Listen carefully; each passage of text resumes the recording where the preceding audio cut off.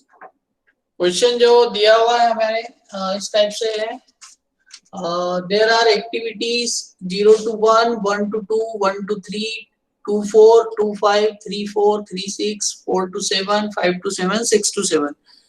तो इस टाइप से एक्टिविटीज दी है जो कि उस प्रोजेक्ट में होगी।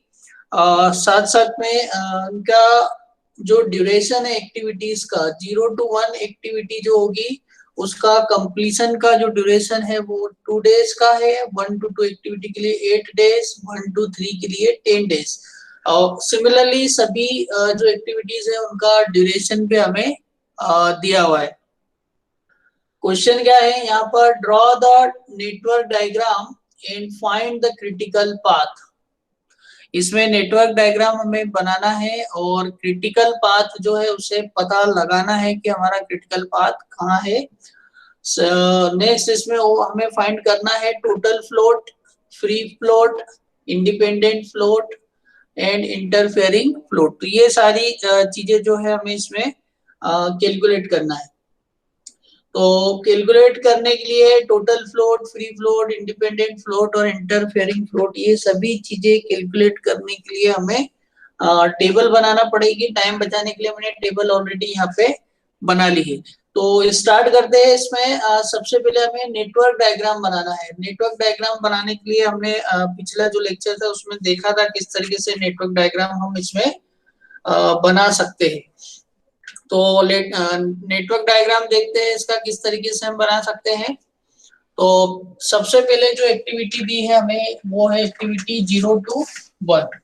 तो एक्टिविटी 0 to 1 को अगर मैं रिप्रेजेंट करूं तो एक्टिविटी 0 से 1 को अगर मैं स्टार्टिंग नोड जो है इसका अगर हम 0 एज्यूम करते हैं, यहाँ स्टार्टिंग नोड लेता हूं 0, तो एक्टिविटी एक बनेगी मेरी 0 to 1, 0 to 1। ठीक है, मैंने यहाँ कहीं बना ली इसको 0 to 1। फिर इस एक्टिविटी 0 to 1 का जो ड्यूरेशन है, एक्टिविटी 0 to 1 का जो ड्यूरेशन है दैट इज 2 डेज। तो मैं यहाँ लिख लेता हूँ 2 डेज। इस एक्टिविटी को कंप्लीट होने में लगेंगे 2 दिन। फिर है मेरे पास एक्टिविटी 1 to 2। तो मैं एक एक्टिविटी बना लेता हूँ 1 to 2, एक्टिविटी 1 to 2। इसको कंप्लीट होने में जो ड्यूरेशन लग रहा है वो है 8 डेज का। तो मैं यहाँ लिख लेता हूँ 8 डेज। ठीक है, फिर एक एक्टिविटी हमारे पास 1 to 3, मतलब 1 से एक एक्टिविटी स्टार्ट होगी, 3 पे एंड होगी। इस टाइप से एरो भी रिप्रेजेंट करना है हमें 1 to 3। ठीक है, नेक्स्ट एक्टिविटी हमें बनाना है 2 to 4। 2 to 4 उसमें लगेंगे हमें 6 डेज। सो 2 to 4 एक्टिविटी हम यहाँ ले लेते हैं कहीं।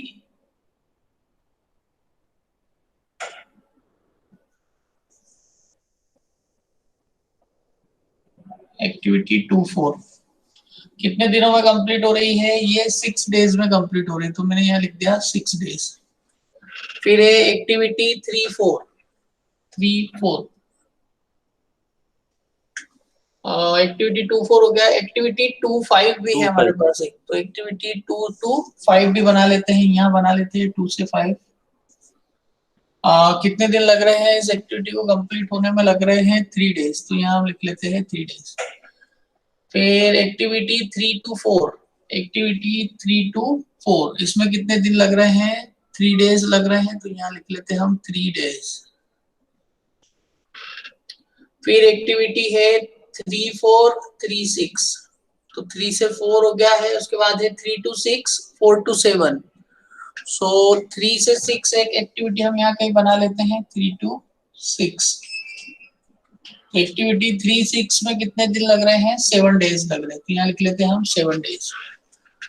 देन फिर एक्टिविटी है हमारे पास 4 to 7, 5 to 7 एंड 6 to 7। तो मतलब 7 वाली जो एक्टिविटी हमारी लास्ट एक्टिविटी है। 4 to 7, 4 to 7 कंप्लीट हो रहा है 5 डेज में। 5 to 7, 5 to 7 कंप्लीट हो रहा है 2 डेज में। और 6 to 7 ये कंप्लीट हो रहा है 8 डेज में। तो इस तरीके से इसका नेटवर्क डायग्राम अभी हमने बना लिया है। नेक्स्ट स्टेप जो रहेगी, हमें सभी पॉइंट पर अर्लीस्ट स्टार्टिंग टाइम और लेटेस्ट फिनिश टाइम की वैल्यू पता करना है, जिसको हम ई और एल बोलते हैं। तो सभी पॉइंट पे हमें ई और एल की वैल्यू फाइंड आउट करना रहेगी। तो अगर एक्टिविटी 0 की बात करूं मैं, तो यहाँ पर ई की वैल्यू जो रहेगी that will be 0, E is equal to 0। तो स्टार्टिंग टाइम है, तो अर्लीस्ट स्टार्ट टाइम इसका क्या हो सकता है, 0 डेज आप इसको स्टार्ट कर सकते हैं।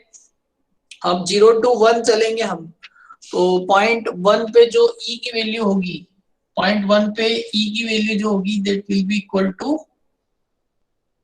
2। कैसे 2 हो जाएगी, आपने जो एक्टिविटी ड्यूरेशन टाइम है वो पिछले वाले ई वैल्यू में ऐड करेंगे, तो 0 + 2 इज इक्वल टू 2। फिर 1 से 2 जाने का एक ही तरीका है, तो 1 से 2 में जाने में 8 डेज लग रहे हैं। तो यहाँ e इज इक्वल टू 10 है, तो जब मैं इसमें 8 डेज ऐड करूंगा तो सेकंड पॉइंट पे e की वैल्यू आ जाएगी 10 डेज। ठीक है। फिर 1 to 3 को अगर देखते हैं, तो 1 to 3 पहुंचने में 10 डेज का टाइम लग रहा है, और स्टार्टिंग e वैल्यू यहाँ पे 2 है, तो 2 + 10 e is equal to 12। Next activity है 2 to 4। तो 2 से 4 तक जाने के लिए दो मतलब फोर्थ पॉइंट पे जाने के दो तरीके हैं आपके पास। आप 2 से 4 भी पहुंच सकते हैं और 3 to 4 भी पहुंच सकते हैं। तो हमें वो वैल्यू लेना है जो कि मैक्सिमम वैल्यू दे। तो अगर यहाँ पर हम देखें, तो यहाँ e की वैल्यू 10 है, 10 + 6 16 डेज हो जाएगा।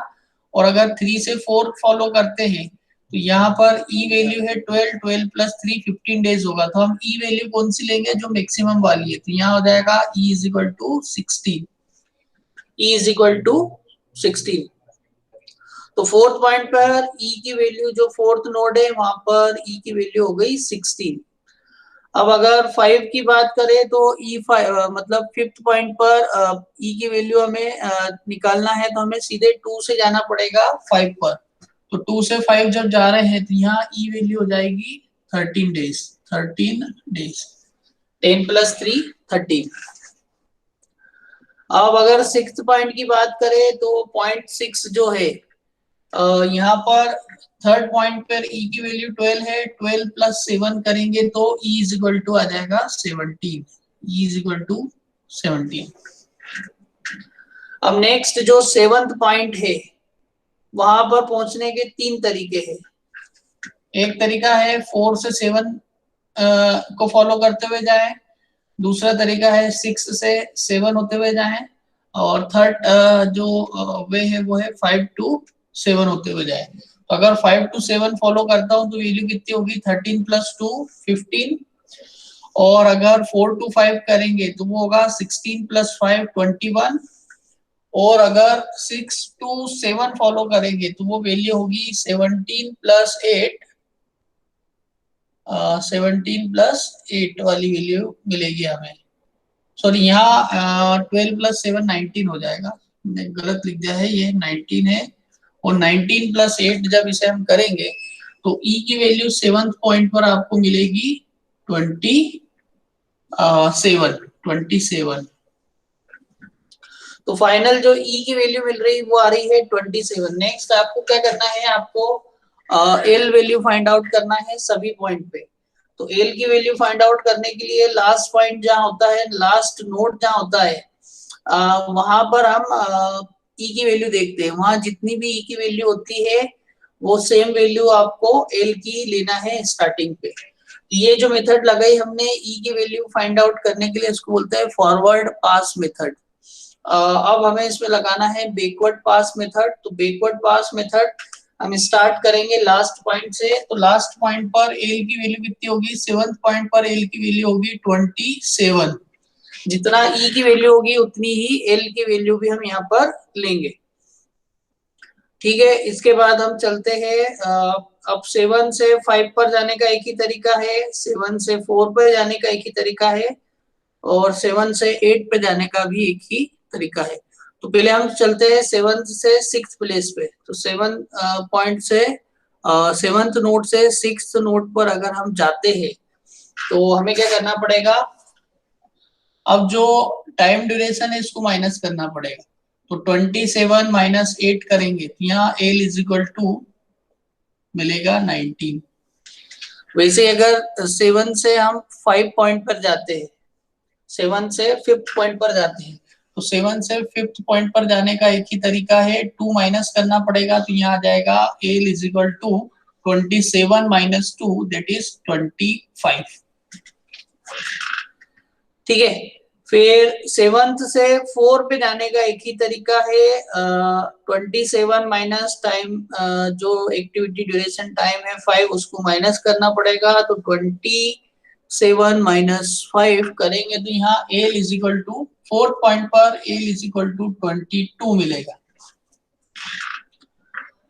अब 5th पॉइंट से 2nd पॉइंट पर आने का जो तरीका है, दो तरीके हैं। एक तो मतलब अगर पॉइंट 2 की बात की जाए तो पॉइंट 2 पे हम 2nd नोड पे दो तरीके से पूछ सकते हैं, 4 से 2 पूछ सकते हैं और 5 से 2 पूछ सकते हैं।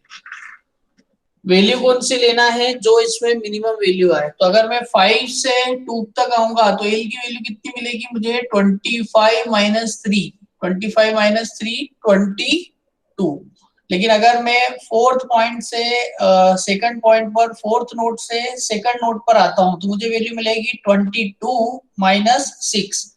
सो 22 माइनस 6 करेंगे तो ये वैल्यू मिल जाएगी 16। तो दोनों में जो मिनिमम वैल्यू है वो हमारी वैल्यू हो जाएगी।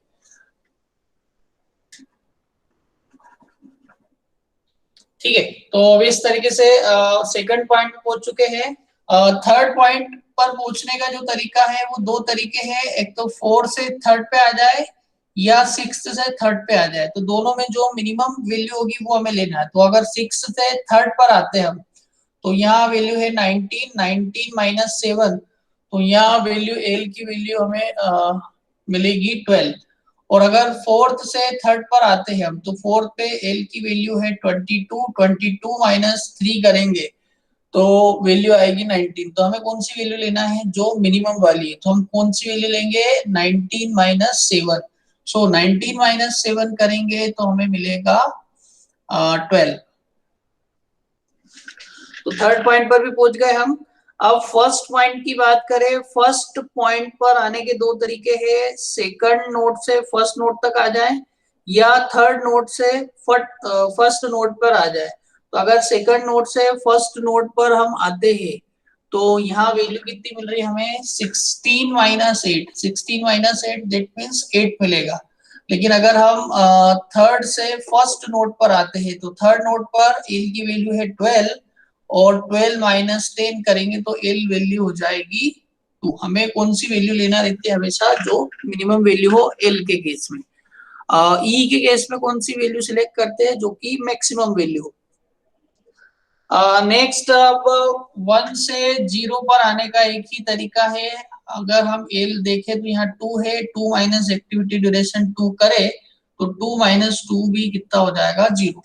तो इस तरीके से हमने अभी इसमें अर्लीस्ट स्टार्ट टाइम और लेटेस्ट फिनिश टाइम जो है सभी पॉइंट पर पता कर लिया है।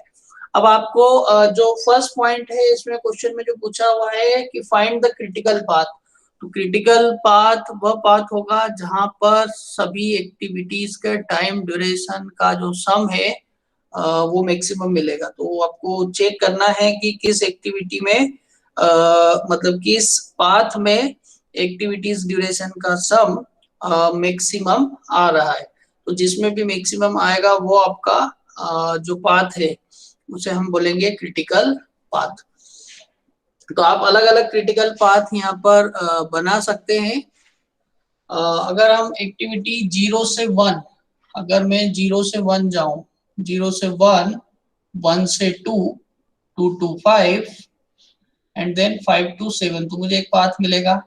सिमिलरली अगर हम 1 से 2 चले, सॉरी 0 से 1 चले, 1 से 2 चले, 2 से 4 चले, 4 से 7 चले, तो एक पाथ मुझे ये मिल सकता है।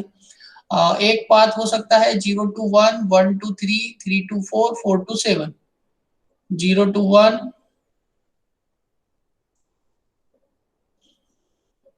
1 to 3, 1 3, 3 4, 3 के बाद 4, then 7।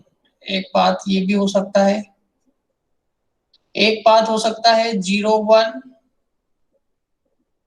0 to 1, 1 to 3, 1 to 3, 3 to 6 and 6 to 7। तो ये चार तरीके के पाथ हो सकते हैं। तो आपको सभी प्रोबेबल अल्टरनेटिव पाथ्स जो है उन्हें देखना है और उन सभी की एक्टिविटी ड्यूरेशंस का सम चेक करना है, और जिसमें मैक्सिमम आता है वो पाथ जो है वो आपका क्रिटिकल पाथ हो जाएगा। तो हम देखते हैं 0 से 1 चल रहे हैं तो एक्टिविटी टाइम कितना लग रहा है 2, और 1 to 2 जाते हैं तो 2 + 8 3, और 2 से 5 जाते हैं तो 2 + 8 10, 10 + 3 13, और 13 + 2 15। तो इसमें ओवरऑल जो आपका टाइम कंज्यूम होगा वो 15 डेज का कंज्यूम होगा अगर इस पाथ को फॉलो करते हैं। सेकंड है 0 से 1, 1 to 2। तो 0 से 1 आपको एक्टिविटी में लग रहा है 2 days, and then 2 to 4, 0 to 1, 2 to 3, 2 to 3, then 3 to 4। तो 0 से 1 इसमें लग रहा है हमें टाइम 2 and 10 12, 12 + 3 15, 15 + 5 20 डेज का। फिर आप जा रहे हैं 0 से 1, 1 से 3, 0 से 1, 1 से 3, 3 to 4 and 7। तो आ रहा है आपका टाइम 2 + 10 12, 12 + 3 15, 15 + 5 20 डेज।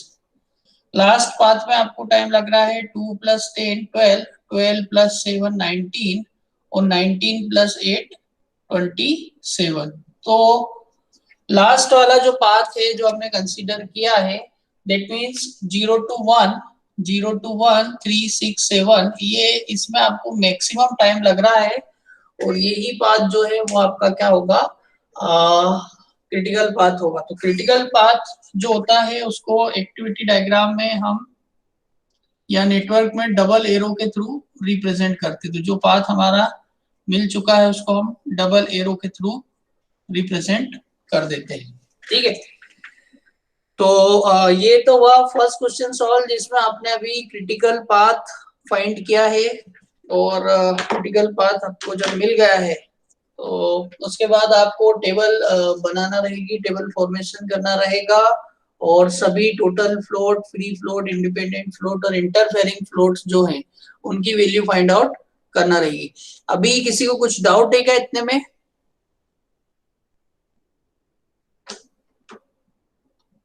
सभी को क्लियर हो रहा है? आगे बढ़े? ठीक है, तो आगे आपको एक टेबल दिख रही है, ये टेबल हमें जनरेट करना रहती है, टेबल बनाना रहती है ताकि हम सभी फ्लोट्स की वैल्यू को फाइंड आउट कर सके। तो यहाँ पर सबसे पहले इस कॉलम में आपको, फर्स्ट कॉलम में आपको चाहिए रहेगा एक्टिविटी। एक्टिविटी क्या क्या है हमें, हमारे पास 0 to 1, 1 to 2, 1 to 3, जो भी क्वेश्चन में आपको एक्टिविटीज दे रखी है वो सभी आप लिखेंगे सीक्वेंस वाइज। साथ साथ में उनके एक्टिविटी ड्यूरेशन जो है, उनका कंप्लीशन ड्यूरेशन जो है वो भी आप इसमें लिख देंगे। नेक्स्ट आपको जो निकालना रहता है that is the start time. अब दो स्टार्टिंग टाइम, किसी भी एक्टिविटी के स्टार्ट करने के टाइम आपको फाइंड आउट करना है। तो दो टाइप के स्टार्ट टाइम आपको मिलेंगे, अर्लीस्ट स्टार्ट टाइम और latest start time. Earliest start time मतलब आप किसी भी एक्टिविटी को कितनी जल्द से जल्द स्टार्ट कर सकते हैं। लेटेस्ट स्टार्ट टाइम मतलब आप उसको कितना डिले करने के बाद स्टार्ट कर सकते हैं। ये दोनों चीज निकालना रहेगी। तो हर एक्टिविटी के लिए आपको ये फाइंड आउट करना है। तो सबसे पहले आप निकालिए अर्लीस्ट स्टार्ट टाइम सभी एक्टिविटीज का। तो सभी एक्टिविटीज के लिए अगर अर्लीस्ट स्टार्ट टाइम निकालना है तो मैंने कल भी आपको फॉर्मूले बताए थे, यहाँ फॉर्मूला लिखा है earliest start time for any activity that is EI। EI मतलब उस एक्टिविटी, जैसे एक्टिविटी 0 to 1 है तो उसका जो ith इवेंट, ith इवेंट मतलब स्टार्टिंग इवेंट पे E की वैल्यू। तो अगर हम 0 to 1 की वैल्यू देखें तो यहाँ पर अगर हम 0 to 1 पर ई की वैल्यू देखें तो 0 to 1 वाली जो एक्टिविटी है उसमें स्टार्टिंग में ई की वैल्यू मतलब ith इवेंट पर ई की वैल्यू कितनी है 0, तो स्टार्टिंग ई की वैल्यू देखना है। तो earliest start time activity 0 to 1 के लिए कितना हो जाएगा 0।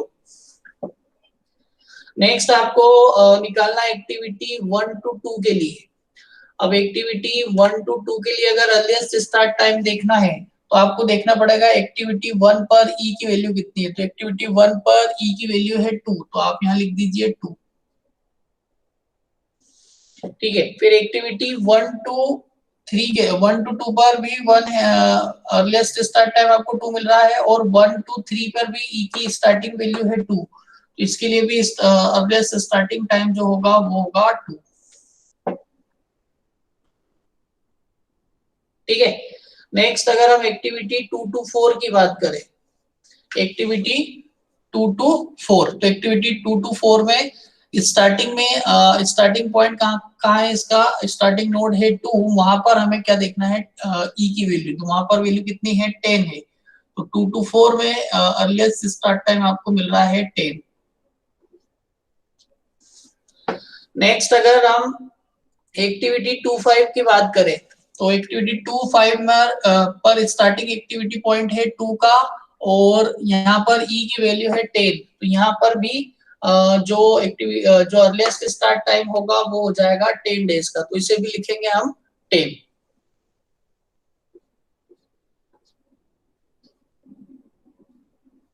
ठीक है, नेक्स्ट आपको अगला एक्टिविटी है 3 to 4। 3 to 4, तो एक्टिविटी 3 to 4, तो ये एक्टिविटी स्टार्ट होती है थर्ड पॉइंट से जाएगी फोर्थ पर।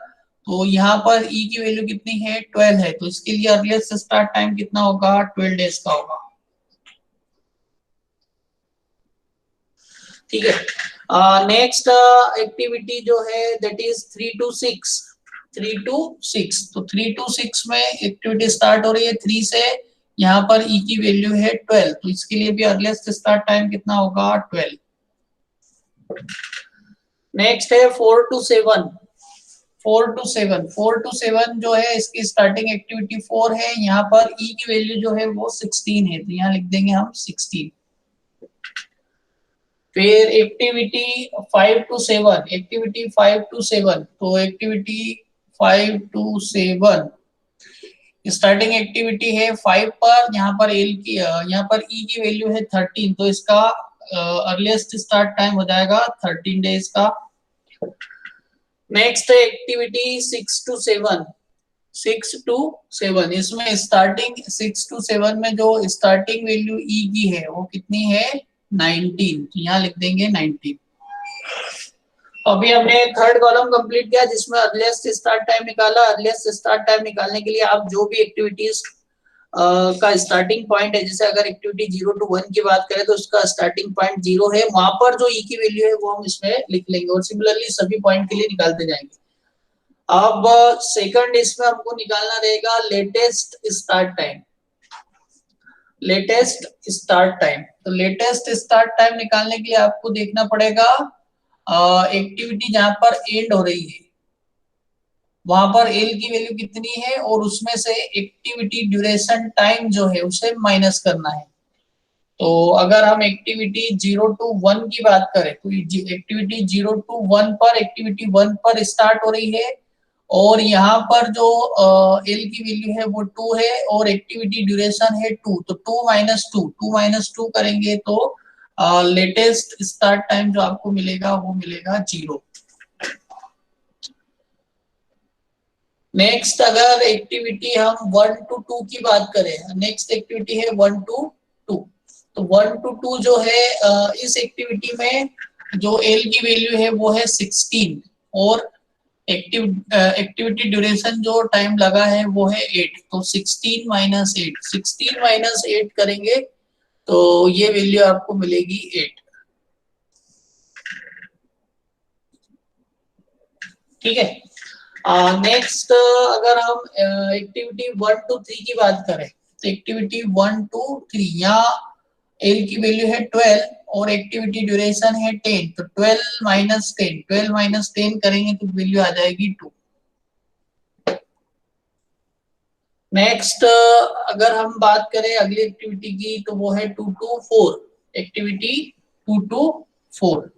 तो 2 से 4 की बात करें, यहाँ एल की वैल्यू है 22 और एक्टिविटी ड्यूरेशन टाइम है 6। तो 22 माइनस 6, 22 माइनस 6 करेंगे तो ये वैल्यू आएगी 16। यहाँ लिख देंगे हम 16। एक्टिविटी 25 को देखें अगर, तो 25 में एल की वैल्यू है 25 और एक्टिविटी ड्यूरेशन है 3 डेज का। तो 25 माइनस 3, 25 माइनस 3 करेंगे तो आ रही है वैल्यू 22। एक्टिविटी 3-4 की बात करें अगर, तो एक्टिविटी 3-4 में 4 पॉइंट पर एल की वैल्यू है 22 और टाइम ड्यूरेशन है 3। तो 22 माइनस 3, तो ये वैल्यू आएगी आपकी 19।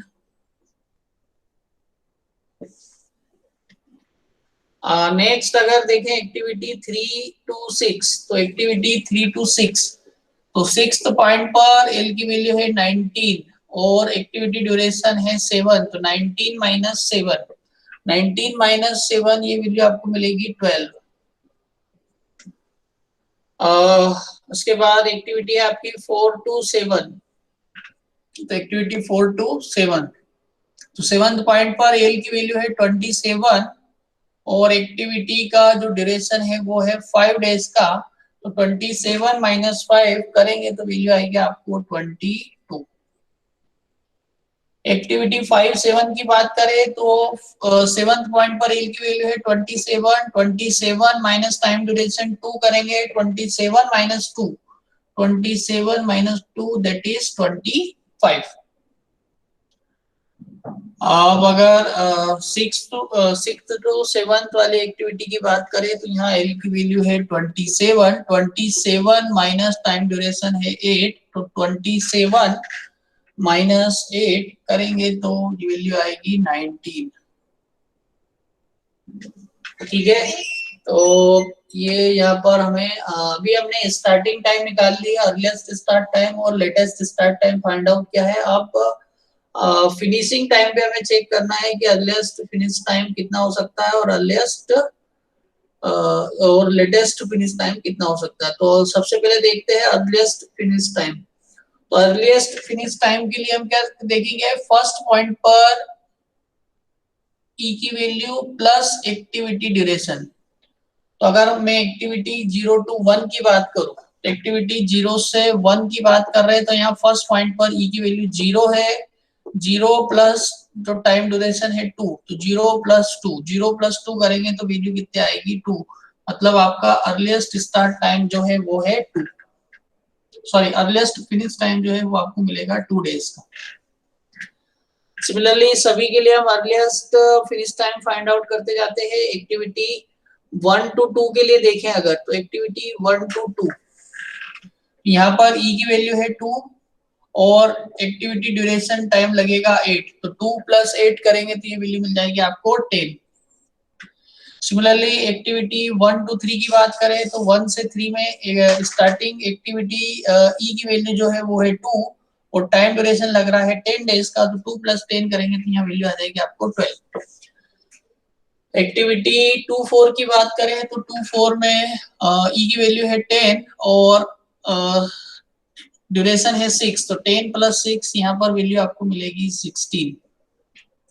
सिमिलरली अगर 2-5 की बात करें तो 2 से 5 में स्टार्टिंग पॉइंट पर ई की वैल्यू है 10 और एक्टिविटी ड्यूरेशन है 3 का।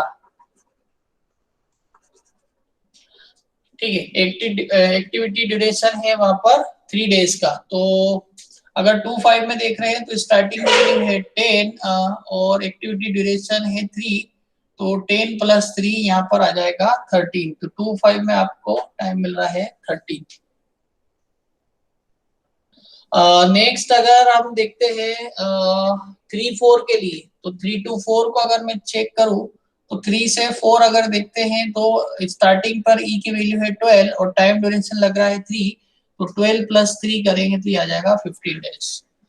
सिमिलरली 3-6 की बात की जाए तो 3 से लेके 6 तक स्टार्टिंग पॉइंट है 12 का, एक्टिविटी ड्यूरेशन है 7 का, तो 3 यहाँ पर करेंगे 12 + 7 19 डेज। नेक्स्ट अगर बात की जाए एक्टिविटी 4 to 7, तो 4 to 7 की बात करें तो यहाँ है 16 और टाइम लग रहा है 5, तो 16 प्लस ई की वैल्यू है 16 और एक्टिविटी ड्यूरेशन लग रहा है 5 का, तो 16 + 5 अगर करते हैं तो वैल्यू आएगी आपको 21। नेक्स्ट है 5 to 7, 5 to 7 में ई की वैल्यू है 13 और टाइम लग रहा है 2 का, तो 13 + 2 5, 6 to ये हो जाएगा 15। और 6 to 7 पे बात की जाए तो 6 to 7 पर एक्टिविटी पर ई की वैल्यू है 19 और 19 + 8, 19 + 8 यहाँ पर आपको वैल्यू मिलेगी 27। ठीक है, नेक्स्ट आपको निकालना है latest finish time. Latest finish time, latest finish time मतलब आप उसको, उस प्रोजेक्ट को या उस एक्टिविटी को फिनिश करने में कितना लेट हो सकते हैं। तो लेटेस्ट फिनिश टाइम निकालने के लिए आपको देखना है कि एक्टिविटी का जो फाइनल पॉइंट है वहां पर एल की वैल्यू कितनी है। दैट मीन्स आपको एल जे की वैल्यू देखना है। तो अगर मैं 0 से 1 की बात करूं तो 0 से 1 एक्टिविटी का फाइनल पॉइंट 1 है, जहां पर एल की वैल्यू कितनी है 2, तो लेटेस्ट फिनिश टाइम कितना आ जाएगा, यहाँ पर 2 आ जाएगा। वैसे ही अगर 1 to 2 के लिए चेक किया जाए तो 1 to 2 पे एक्टिविटी खत्म हो रही है 2 पे, वहां एल की वैल्यू है 16, तो यहाँ लिख देंगे हम 16। सिमिलरली अगर 1 3 की बात करें तो 1 से 3 पर एल की वैल्यू है 12, तो यहाँ रख दीजिए आप 12। सिमिलरली 2 4 पर एल की वैल्यू है 22, तो यहाँ वैल्यू आ जाएगी 22। 2 5 के लिए अगर देखें तो 2 से लेकर 5 तक पर, 2 से 5 पर एल की वैल्यू है 25, फिफ्थ वाले पॉइंट पर एल की वैल्यू है 25, तो यहाँ 25 रख देंगे। 3 से 4 अगर चेक करते हैं, 3 से 4 पर एल की वैल्यू आ रही है 22, तो 3 से 4 पर एल की वैल्यू आ जाएगी 22। वैसे ही अगर 3 to 6 की बात की जाए तो 3 to 6 यहाँ पर एल की वैल्यू है 6 पॉइंट पर 19, तो यहाँ लिख देंगे 19। और 4 to 7, तो 4 से 7 पर अगर हम देखें तो यहाँ एल की वैल्यू है 27, यहाँ 27 लिख देंगे। वैसे ही 5 to 7 पर एल की वैल्यू है 27, तो यहाँ भी 27 आ जाएगा। और 6 to 7 पर लास्ट में एल की वैल्यू है 27, तो यहाँ भी 27 आ जाएगा। तो इस तरीके से हमने अभी जो सारे टाइम थे वो सारे कैलकुलेट कर लिए हमने। स्टार्टिंग टाइम भी कैलकुलेट कर लिया, earliest start time, latest start time find out कर लिया है, अर्लीस्ट फिनिश टाइम और लेटेस्ट फिनिश टाइम जो है इसे भी फाइंड आउट कर लिया है। अगला इम्पोर्टेंट काम जो हमें इसमें करना है वो फ्लोट की वैल्यू फाइंड आउट करना है। तो फ्लोट में जो पहला वाला फ्लोट होता है उसे हम बोलते हैं टोटल फ्लोट। टोटल फ्लोट, अगर कोई आपसे बोले टोटल फ्लोट किस तरीके से फाइंड करना है तो टोटल फ्लोट कैसे निकालेंगे हम। टोटल फ्लोट निकालने के लिए आपको latest finish time minus earliest finish time करना पड़ेगा। Latest finish time minus earliest finish time देखना पड़ेगा। तो यहाँ लिखते हैं हम latest finish time minus the earliest finish time. इस तरीके से आप उसको फाइंड आउट कर सकते हैं। तो अगर एक्टिविटी 0 से 1 की बात करोगे, एक्टिविटी 0 से 1 अगर हम देखते हैं तो इसमें जो अर्लीस्ट स्टार्ट टाइम है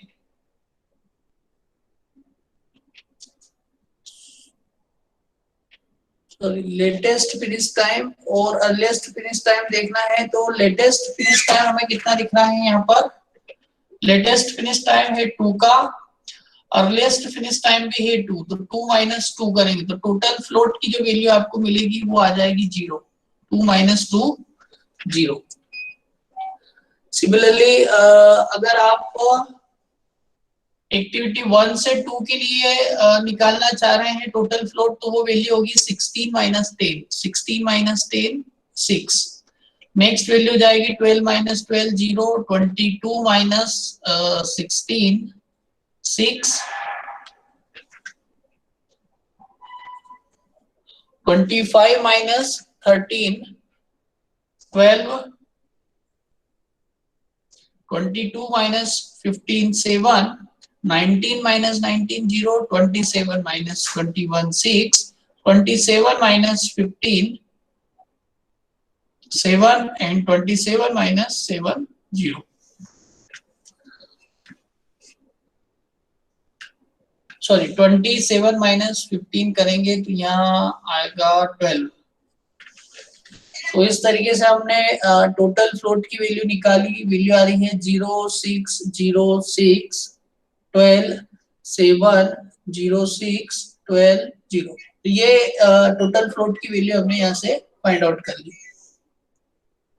अब अगर आपको फ्री फ्लोट की वैल्यू निकालना है, तो फ्री फ्लोट की वैल्यू निकालने के लिए आपको यहाँ पर फॉर्मूला जो है वो यूज करना पड़ेगा। फ्री फ्लोट को मैं लिख रहा हूँ F F, free float. So free float is equal to total float minus L minus E, L minus E. अब ये एल माइनस ई किस पे देखना है हमें?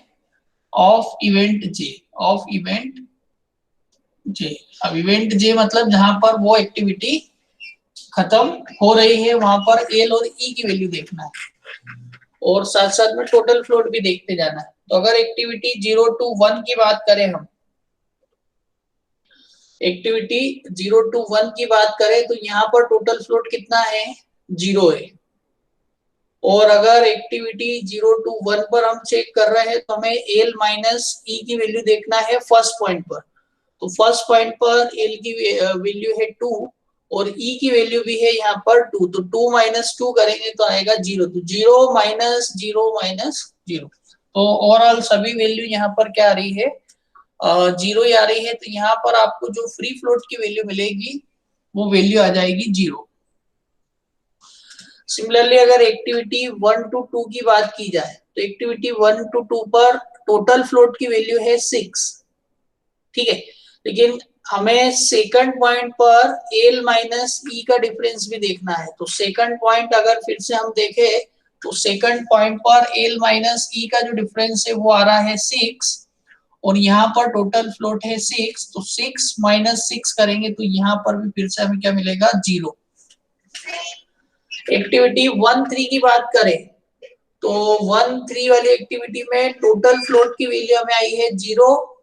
अब हमें एल माइनस ई का डिफरेंस देखना है, कितना आ रहा है थर्ड पॉइंट पर। तो थर्ड पॉइंट पर अगर हम देखते हैं तो थर्ड नोड पर एल माइनस ई का जो डिफरेंस है वो 0 है और यहाँ पर टोटल फ्लोट भी 0 है। तो ओवरऑल ये वैल्यू कितनी हो जाएगी? 0। नेक्स्ट अगर 2-4 की बात करें तो एक्टिविटी 2-4 में टोटल फ्लोट की वैल्यू आई है 6। अब हमें फोर्थ पॉइंट पर एल माइनस ई की वैल्यू निकालना है। तो फोर्थ पॉइंट अगर देखें तो यहाँ पर एल की वैल्यू है 22 और ई की वैल्यू है 16। तो 22 माइनस 16 करते हैं तो वो वैल्यू आएगी 6।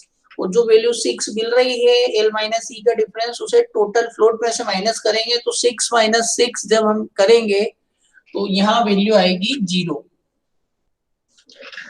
ठीक है। नेक्स्ट एक्टिविटी 2-5 को देखें तो एक्टिविटी 2-5 में टोटल फ्लोट की वैल्यू हमें मिल रही है 12। टोटल फ्लोट कितना आ रहा है? 12 आ रहा है। अब इसमें फिफ्थ पॉइंट पर हमें एल माइनस ई का डिफरेंस देखना है। तो फिफ्थ पॉइंट पर एल माइनस ई का डिफरेंस लिया जाए तो वो आ रहा है 25 माइनस 13 12 और 12 माइनस 12 करेंगे तो ये भी हो जाएगा 0।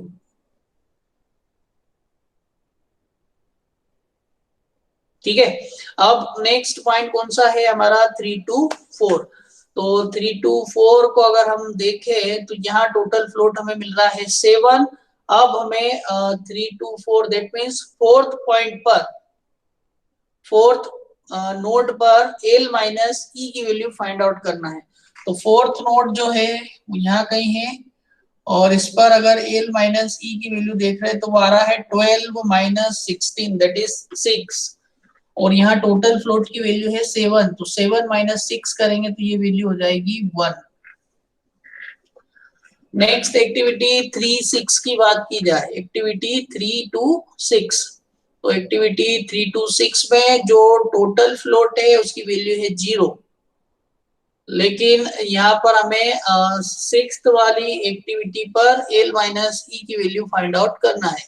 तो सिक्स्थ वाली एक्टिविटी पर अगर एल देखा जाए तो वो 19 है, ई वैल्यू भी 19 है, 19 माइनस 19 करेंगे तो 0 आ जाएगा।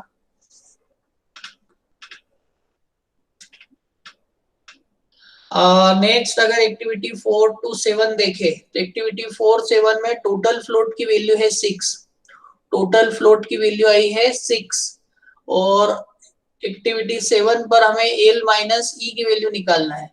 तो जब एल माइनस ई की वैल्यू निकालेंगे 7 पर तो वो आ रही है 27 माइनस 27, तो 27 माइनस 27 करेंगे तो वो वैल्यू हो जाएगी 0। तो यहाँ पे जो टोटल फ्लोट है वो ही फ्री फ्लोट के इक्वल हो जाएगा। नेक्स्ट 5 to 7, तो 5 to 7 में टोटल फ्लोट की वैल्यू है 12, और फिफ्थ और सेवंथ पॉइंट पर अगर एल माइनस ई करे तो सेवंथ पॉइंट पर एल 27 है, ई भी 27 है, तो 27 माइनस 27 0 हो जाएगा। तो यहाँ पर भी टोटल फ्लोट और फ्री फ्लोट जो है वो सेम हो जाएंगे, 12 वैल्यू आ जाएगी। नेक्स्ट अगर 6 to 7 पर देखें हम तो 6 to 7 पर टोटल फ्लोट की वैल्यू 0 है, और यहाँ पर अगर फ्री फ्लोट की वैल्यू हमें फाइंड आउट करना है तो देखेंगे 27 माइनस 27 कर रहे हैं, एल और ई दोनों का वैल्यू 0 आ रहा है डिफरेंस, तो टोटल 0 माइनस 0 यहाँ पर 0 मिल जाएगा। तो इस तरीके से हमने टोटल फ्लोट और फ्री फ्लोट फाइंड आउट कर लिए है इसके लिए। नेक्स्ट जो हमें फाइंड आउट करना रहेगा that is the independent float.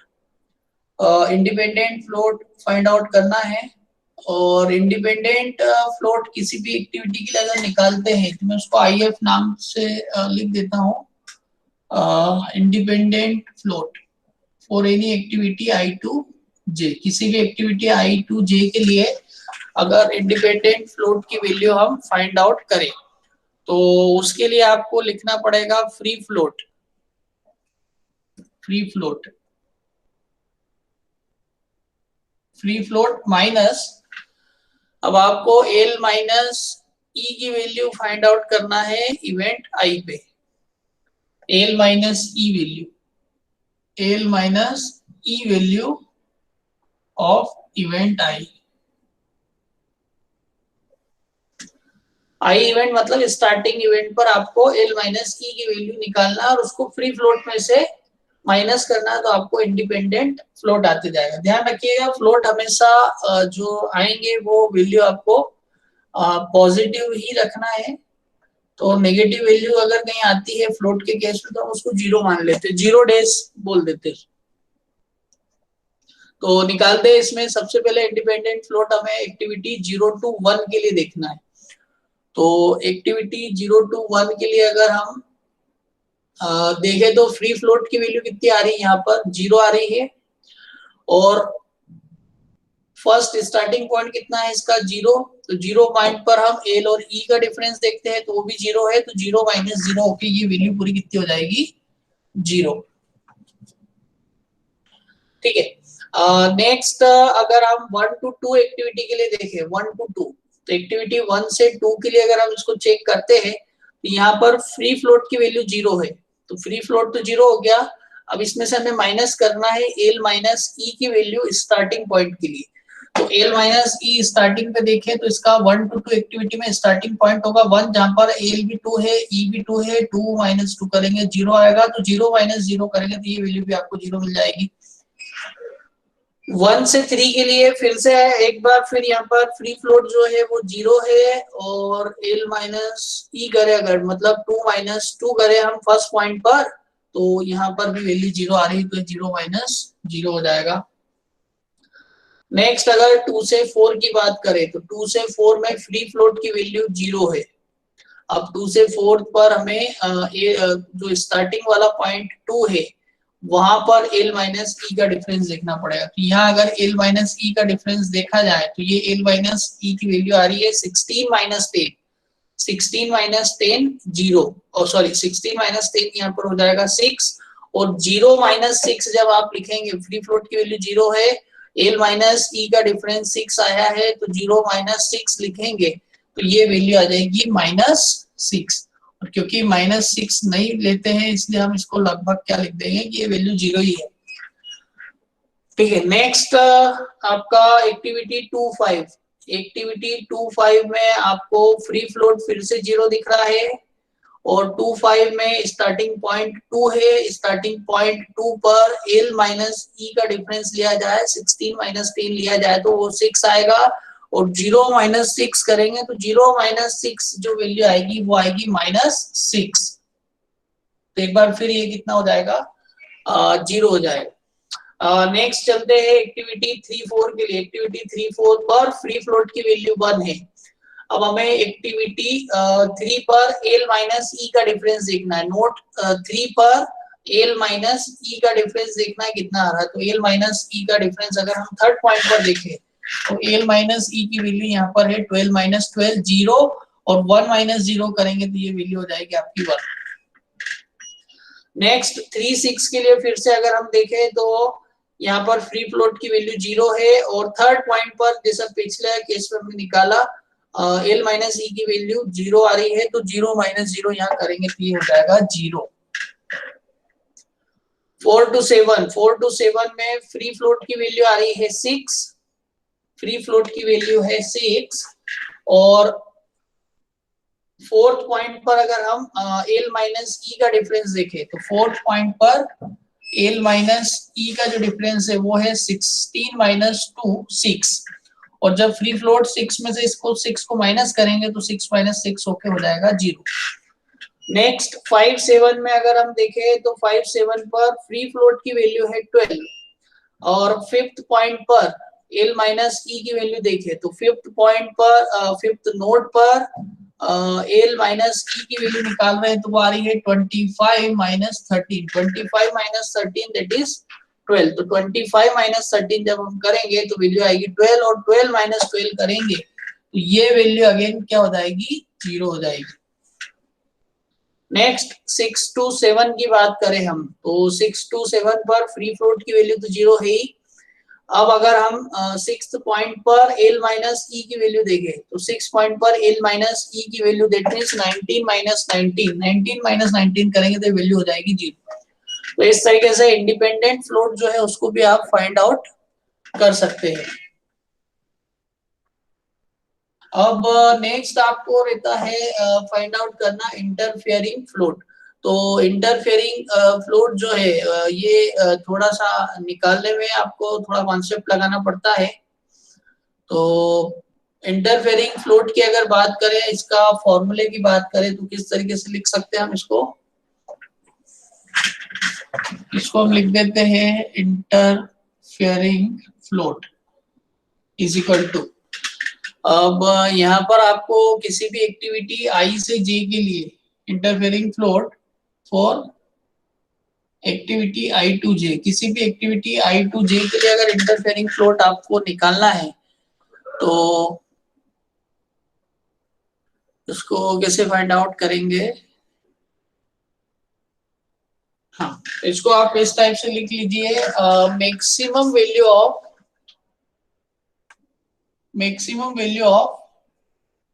Latest finish time minus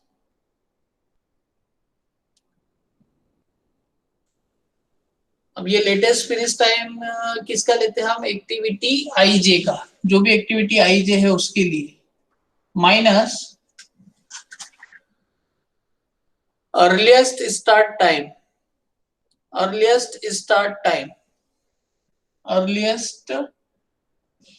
time को ऐसे लिख दें T earliest start, earliest start time of activity JK.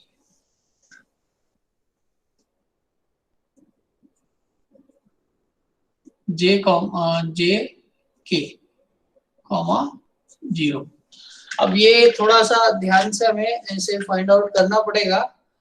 तो इस तरीके से लिख सकते हैं इसको हम। अगर एक्टिविटी 1 से 0 से 1 के लिए हम फाइंड आउट करें, मैं यहाँ साइड में बोर्ड पर लिख रहा हूँ इधर। अगर इंटरफेयरिंग एक्टिविटी हमें निकालना है 0 से 1 के लिए, इंटरफेयरिंग फ्लोट निकालना है एक्टिविटी 0 to 1 के लिए, तब हम कैसे फाइंड आउट करेंगे इसे? तो इसमें आपको लिखना पड़ेगा maximum value of latest finish time, maximum value between latest finish time of activity 0 to 1। लिखिए यहाँ maximum of latest finish time, latest finish time. अब एक्टिविटी 0 से 1 के लिए लिख रहे हैं तो यहाँ लिखेंगे of activity 0 to 1, of 0 to 1 minus earliest start time, minus P earliest start time. ठीक है, अब एक इस एक्टिविटी के लिए देखेंगे 1 से इसके पहले वाली जो एक्टिविटीज थी जहां से कि इस पॉइंट पर 1 तक पहुंचा जा सकता है, तो दो एक्टिविटी ऐसी है, एक्टिविटी 2 to 1 और एक्टिविटी 3 to 1। या दूसरे शब्दों में बोले तो एक्टिविटी 0 to 1 के बाद कौन सी एक्टिविटी यहाँ से स्टार्ट हो रही, तो वो हो रही है 1 से 2 और 1 से 3। तो हम अर्लीस्ट स्टार्ट टाइम देखेंगे एक्टिविटी 1 to 2 और एक्टिविटी 1 to 3 का, और साथ में हमें 0 को भी चेक करना पड़ेगा। तो इन सभी में जो मैक्सिमम वैल्यू आएगी वो हमें लेना है। तो साथ साथ में लिखते हैं हम अर्लीस्ट स्टार्ट टाइम ऑफ, अब यहां से दो एक्टिविटी स्टार्ट हो सकती है 1 to 2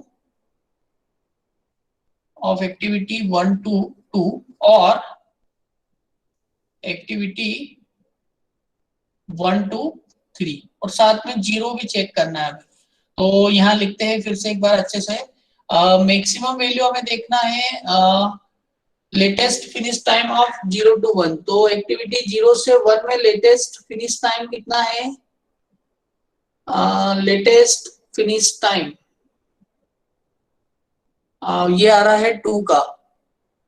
ठीक है, इसे यहाँ लिखते हैं हम 2। यहाँ पे एक माइनस साइन है, लगा लीजिए, मैंने फॉर्मूले में माइनस साइन लिखा है, यहाँ आ जाएगा 2, माइनस साइन लगाया, उसके बाद earliest start time of activity 1 to 2 और 1 to 3। तो अर्लीस्ट स्टार्ट टाइम जो है 1 to 2 का देखना पड़ेगा हमें, इसका अर्लीस्ट स्टार्ट टाइम 2 है और 1 से 3 वाले का भी अर्लीस्ट स्टार्ट टाइम 2 है। तो दैट मींस यहाँ वैल्यू आ जाएगी 2 और साथ में कॉमा लगा के हम लिखेंगे 0। तो इनमें से इसमें से मैक्सिमम वैल्यू ऑफ 0 0, इन दोनों में से जो मैक्सिमम वैल्यू है वो लेंगे। तो ऑलरेडी यहाँ वैल्यू कितनी आ रही है? 0 ही आ रही, तो इसका इंटरफेयरिंग जो फ्लोट है वो 0 आ जाएगा।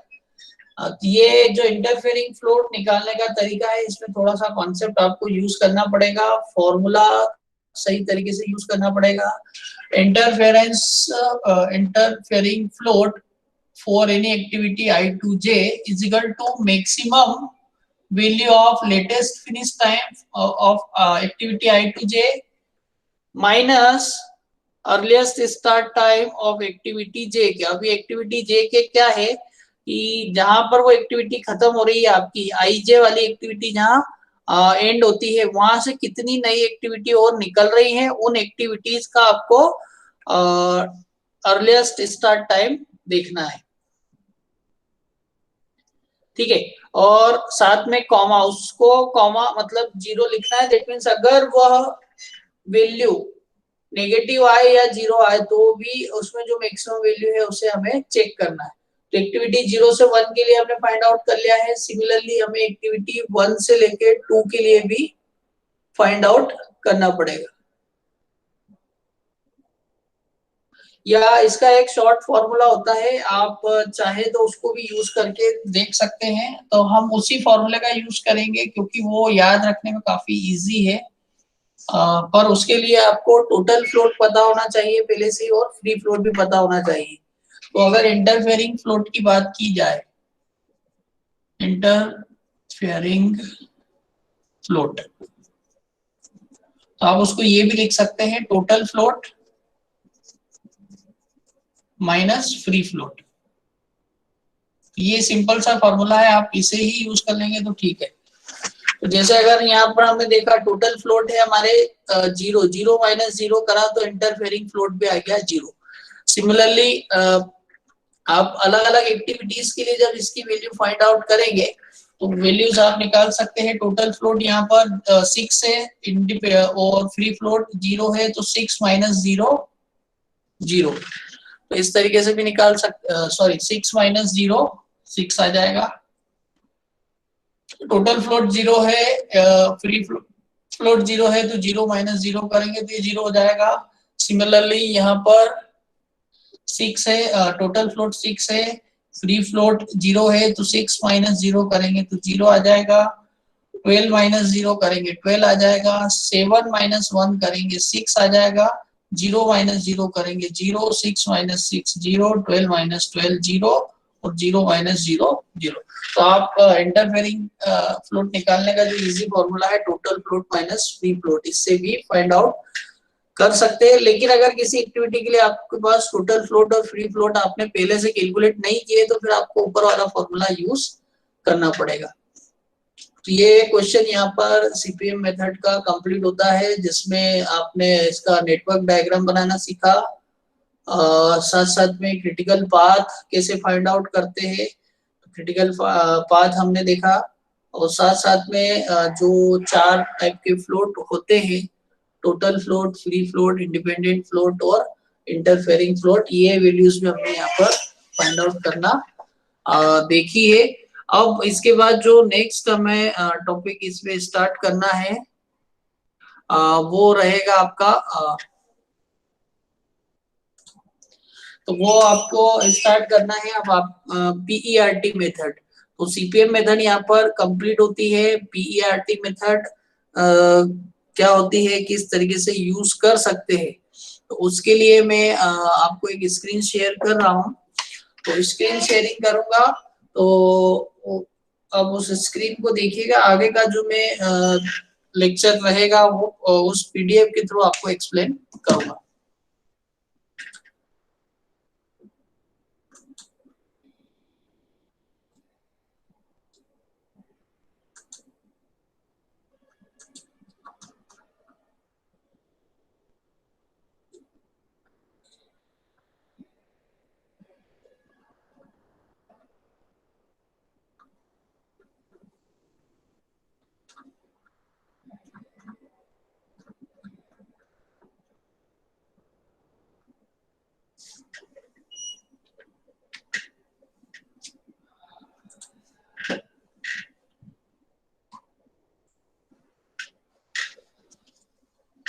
आप सभी को ये स्क्रीन दिख रही है?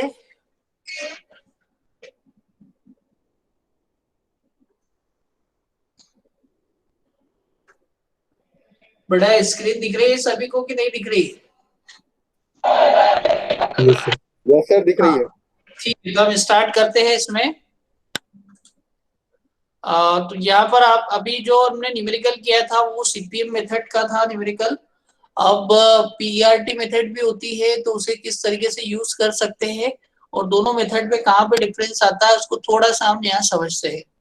तो सीपीएम नेटवर्क जो था उसमें हम प्रोबेबिलिटी का कंसिडरेशन नहीं करते थे। वहां पर जो हम टाइम एस्टिमेशन लेके चले हैं वो टाइम एस्टिमेशन एक्यूरेट रहता था। हमें ऑलरेडी पता होता था हमारे पास्ट एक्सपीरियंस से कि पर्टिकुलर एक्टिविटी में कितना टाइम कंज्यूम हो सकता है। लेकिन कुछ केसेस ऐसे रहते हैं, कुछ एक्टिविटीज ऐसी रहती है कि जहां पर आप पहली बार कोई ऐसा प्रोजेक्ट करते हैं कि उन एक्टिविटीज को आपको इंक्लूड करना पड़ जाता है। आपके पास उससे रिलेटेड पास्ट डेटा जो है वो अवेलेबल नहीं होते, तब वहां पर आपको प्रोबेबिलिस्टिक कंसीडरेशन लेना पड़ता है। आपको उन एक्टिविटी ड्यूरेशंस का जो टाइम है वो जो है उसको उसकी प्रोबेबिलिटी को एज्यूम करके चलना पड़ता है। तो पीआरटी मेथड जब आप यूज करते हैं, program evaluation and review technique बोलते हैं, इसमें आप जो एक्टिविटी ड्यूरेशंस लेते हैं, उन एक्टिविटी ड्यूरेशंस का जो टाइम है वो प्रोबेबिलिटी बेसिस पे होता है। आप एक एजम्पशन लेके चलते हैं, या आपके जो सीनियर या एक्सपर्ट जो वर्कर्स होते हैं या इंजीनियर्स होते हैं, आप उनसे सलाह लेते हैं और उस बेसिस पे आप उस टाइम को कंसीडर करते हैं। तो PRT analysis, time duration of each activity is no longer a single time estimate. यहाँ पर सीपीएम में आप सिंगल टाइम एस्टिमेट करते हैं, एक ही टाइम आप एक ही टाइम लेके चलते थे, लेकिन यहाँ पर आपको 3 अलग अलग टाइम जो है वो कंसीडर करना पड़ते हैं। तो उन तीनों टाइम को बोलते हैं हम optimistic time, pessimistic time and most likely time. But it is a random variable characterized by some probability distribution, usually follow a beta distribution। तो ये क्वेश्चन बहुत बार पूछा जाता है एग्जाम्स में, पीईआरटी सिस्टम किस टाइप का डिस्ट्रीब्यूशन फॉलो करता है? तो पीईआरटी सिस्टम बीटा डिस्ट्रीब्यूशन को फॉलो करता है। To estimate the parameters of the beta distribution. अब बीटा डिस्ट्रीब्यूशन में दो बेसिक पैरामीटर्स होते हैं, मीन होता है उन डेटा का और वेरिएंस होता है। The PRT system is based on 3 time estimation of the performance time of an activity। तो 3 अलग अलग टाइम एस्टिमेशन लेके चलते हैं। फर्स्ट रहता है ऑप्टिमिस्टिक टाइम। तो ऑप्टिमिस्टिक टाइम जैसा इसका नाम है ऑप्टिमिस्टिक, दैट मींस आपको वहां पर थोड़ा सा ऑप्टिमिस्टिक होना पड़ेगा, आपको थोड़ा आशावादी होना पड़ेगा, और इसको डिनोट करते हैं टीओ से। इसका मतलब ये वो शॉर्टेस्ट टाइम है जिसमें कि आप कोई भी एक्टिविटी को कंप्लीट कर सकते हैं, या आपके प्रोजेक्ट को आप उस मिनिमम टाइम में कंप्लीट कर सकते हैं। तो ऑप्टिमिस्टिक टाइम ये बताता है कि अगर सब कुछ सही रहा, किसी प्रकार की अगर उस पूरे प्रोजेक्ट में या उस एक्टिविटी में कोई प्रॉब्लम नहीं आती है, तो आप कम से कम समय में उस एक्टिविटी को कंप्लीट कर सकते हैं। पेसिमिस्टिक टाइम इसका अपोजिट होता है। पेसिमिस्टिक जो है, ऑप्टिमिस्टिक में तो आप थोड़े आशावादी थे, लेकिन पेसिमिस्टिक में आप थोड़े से निराशावादी होते हैं। आप ये समझते हैं, ये मान के चलते हैं कि वहां पर अगर कोई प्रॉब्लम आ जाए और आपका जो एक्टिविटी है वो अगर सही से काम नहीं कर पाती है, तो आप कितना लेट हो सकते हैं, वो बताता है pessimistic time. However, the major catastrophes such as earthquake, floods, storm, and labor troubles are not taken into account while estimating this time। तो जब पेसिमिस्टिक टाइम आप लेते हैं तो उसमें आप earthquake, floods, storms and labour problem इनको consider नहीं करते। इनके अलावा कोई प्रॉब्लम्स अगर आती है जिसके कारण कि आपका प्रोजेक्ट जो है वो डिले होता है, लेट होता है, तो वहां पर आप उसको पेसिमिस्टिक टाइम में एज्यूम करते हैं। थर्ड टाइम रहता है most likely time. Most likely time इसको डिनोट करेंगे आप टीएम से, पेसिमिस्टिक टाइम को आप डिनोट करते हैं टीपी से, और ऑप्टिमिस्टिक टाइम को आप डिनोट करते हैं टीओ से। तो मोस्ट लाइकली टाइम आपको ये बताता है कि अगर आपकी जो एक्टिविटीज है, सारी एक्टिविटीज अगर नॉर्मल कंडीशंस में परफॉर्म हो रही है, नॉर्मल कंडीशंस में ही परफॉर्म हो रही है, उसमें किसी प्रकार का कोई दिक्कत नहीं आता है, कोई प्रॉब्लम नहीं आता है, तो आपका जो प्रोजेक्ट है वो सही टाइम पे कंप्लीट हो जाएगा और सारी एक्टिविटीज सही टाइम पे कंप्लीट हो जाएंगी। तो ये होता है मोस्ट लाइकली टाइम, जो कि ऑप्टिमिस्टिक टाइम और पेसिमिस्टिक टाइम के बीच का एक टाइम इंटरवल रहता है। इसमें हम ये मान के चलते हैं कि हमारी सभी एक्टिविटीज सही तरीके से नॉर्मल सिचुएशंस में कंप्लीट हो जाएंगी। जबकि अगर हम सीपीएम मेथड की बात करें, तो सीपीएम मेथड जब हम अप्लाई करते हैं, जब आपके पास हिस्टोरिकल डेटा किसी भी इवेंट या किसी भी एक्टिविटी से रिलेटेड सारे जो हिस्टोरिकल डेटा है वो अवेलेबल होते हैं, but the way of predicting the 3 estimate by intelligent guessing. अब यहाँ पर जब आप इन 3 एस्टिमेट करते हैं, ऑप्टिमिस्टिक टाइम, पेसिमिस्टिक टाइम और मोस्ट लाइकली टाइम, अगर इनको एस्टिमेट करते हैं, यहाँ पर आप इंटेलिजेंट गेसिंग का यूज करते हैं, आप आपका इंटेलिजेंस यूज करते हैं, या आपके जो एक्सपीरियंस पर्सन होते हैं, आपके एक्सपर्ट इंजीनियर्स जो होते हैं, जिनको काफी एक्सपीरियंस हो, उस टाइप के इंजीनियर्स, फोरमैन या वर्कर्स जो होते हैं, आप इनको इंक्लूड करते हैं। आप ऐसे बंदों को इंक्लूड करते हैं जिनको काफी सफिशिएंट एक्सपीरियंस होता है, और वो अपने एक्सपीरियंस के बेसिस पे ये जो तीनों टाइम होते हैं, ऑप्टिमिस्टिक टाइम, पेसिमिस्टिक टाइम और मोस्ट लाइकली टाइम, इसका एस्टिमेशन करते हैं। तो बेसिक अगर डिफरेंस देखा जाए तो सीपीएम मेथड और पीआरटी मेथड में ये है कि सीपीएम मेथड में आपको सभी एक्टिविटी से रिलेटेड जो डेटा था वो अवेलेबल था, लेकिन यहाँ पर आपको वो डेटा इजिली अवेलेबल नहीं होता है, तो आप उनका एस्टिमेशन लेकर चलते हैं। अगर फ्रीक्वेंसी डिस्ट्रीब्यूशन कर्व की बात करें किसी भी पीआरटी सिस्टम में, तो उसका जो फ्रीक्वेंसी डिस्ट्रीब्यूशन कर्व होता है वो बीटा डिस्ट्रीब्यूशन को फॉलो करता है या नॉर्मल डिस्ट्रीब्यूशन टाइप का कर्व बनता है इसमें। तो अगर तीनों टाइम की बात करें हम, ऑप्टिमिस्टिक टाइम, पेसिमिस्टिक टाइम और मोस्ट लाइकली टाइम, तो आप हमेशा जो एक्टिविटी परफॉर्म करना चाहते हैं, आपकी जो एक्टिविटी को कंप्लीट करना चाहते हैं, वो मोस्ट लाइकली टाइम के आसपास ही कंप्लीट करना चाहते हैं। अगर आप ज्यादा ऑप्टिमिस्टिक होते हैं तो ये कर्व जो है वो लेफ्ट साइड में शिफ्ट हो जाता है। अगर आप ज्यादा पेसिमिस्टिक जाते हैं तब ये कर्व राइट हैंड साइड पर शिफ्ट होता जाता है। बेसिकली जो कर्व यहाँ पर बनता है ये बीटा डिस्ट्रीब्यूशन कर्व होता है और बीटा डिस्ट्रीब्यूशन को फॉलो करता है। उसका अकॉर्डिंगली बीटा डिस्ट्रीब्यूशन को अगर फॉलो करता है तो आप यहाँ पर इसका वेरिएंस और स्टैंडर्ड डेविएशन जो होता है वो बीटा डिस्ट्रीब्यूशन के जो फॉर्मूलाज देते हैं उनके थ्रू कैलकुलेट कर लेते हैं। तो अगर यहाँ पर हम ऐसा मान के चल रहे हैं कि बीटा डिस्ट्रीब्यूशन फॉलो हो रहा है, तो उस केस में जो वेरिएंस निकाला जाएगा, जो भी वेरिएंस हो सकता है वैल्यूज में, वो वेरिएंस होगा sigma square and that will be given by TP minus TO by 6 whole square. आपको ये ध्यान रखना है, TP where TP is pessimistic time, TO is optimistic time, so TP minus TO by 6 whole square will give the value of variance.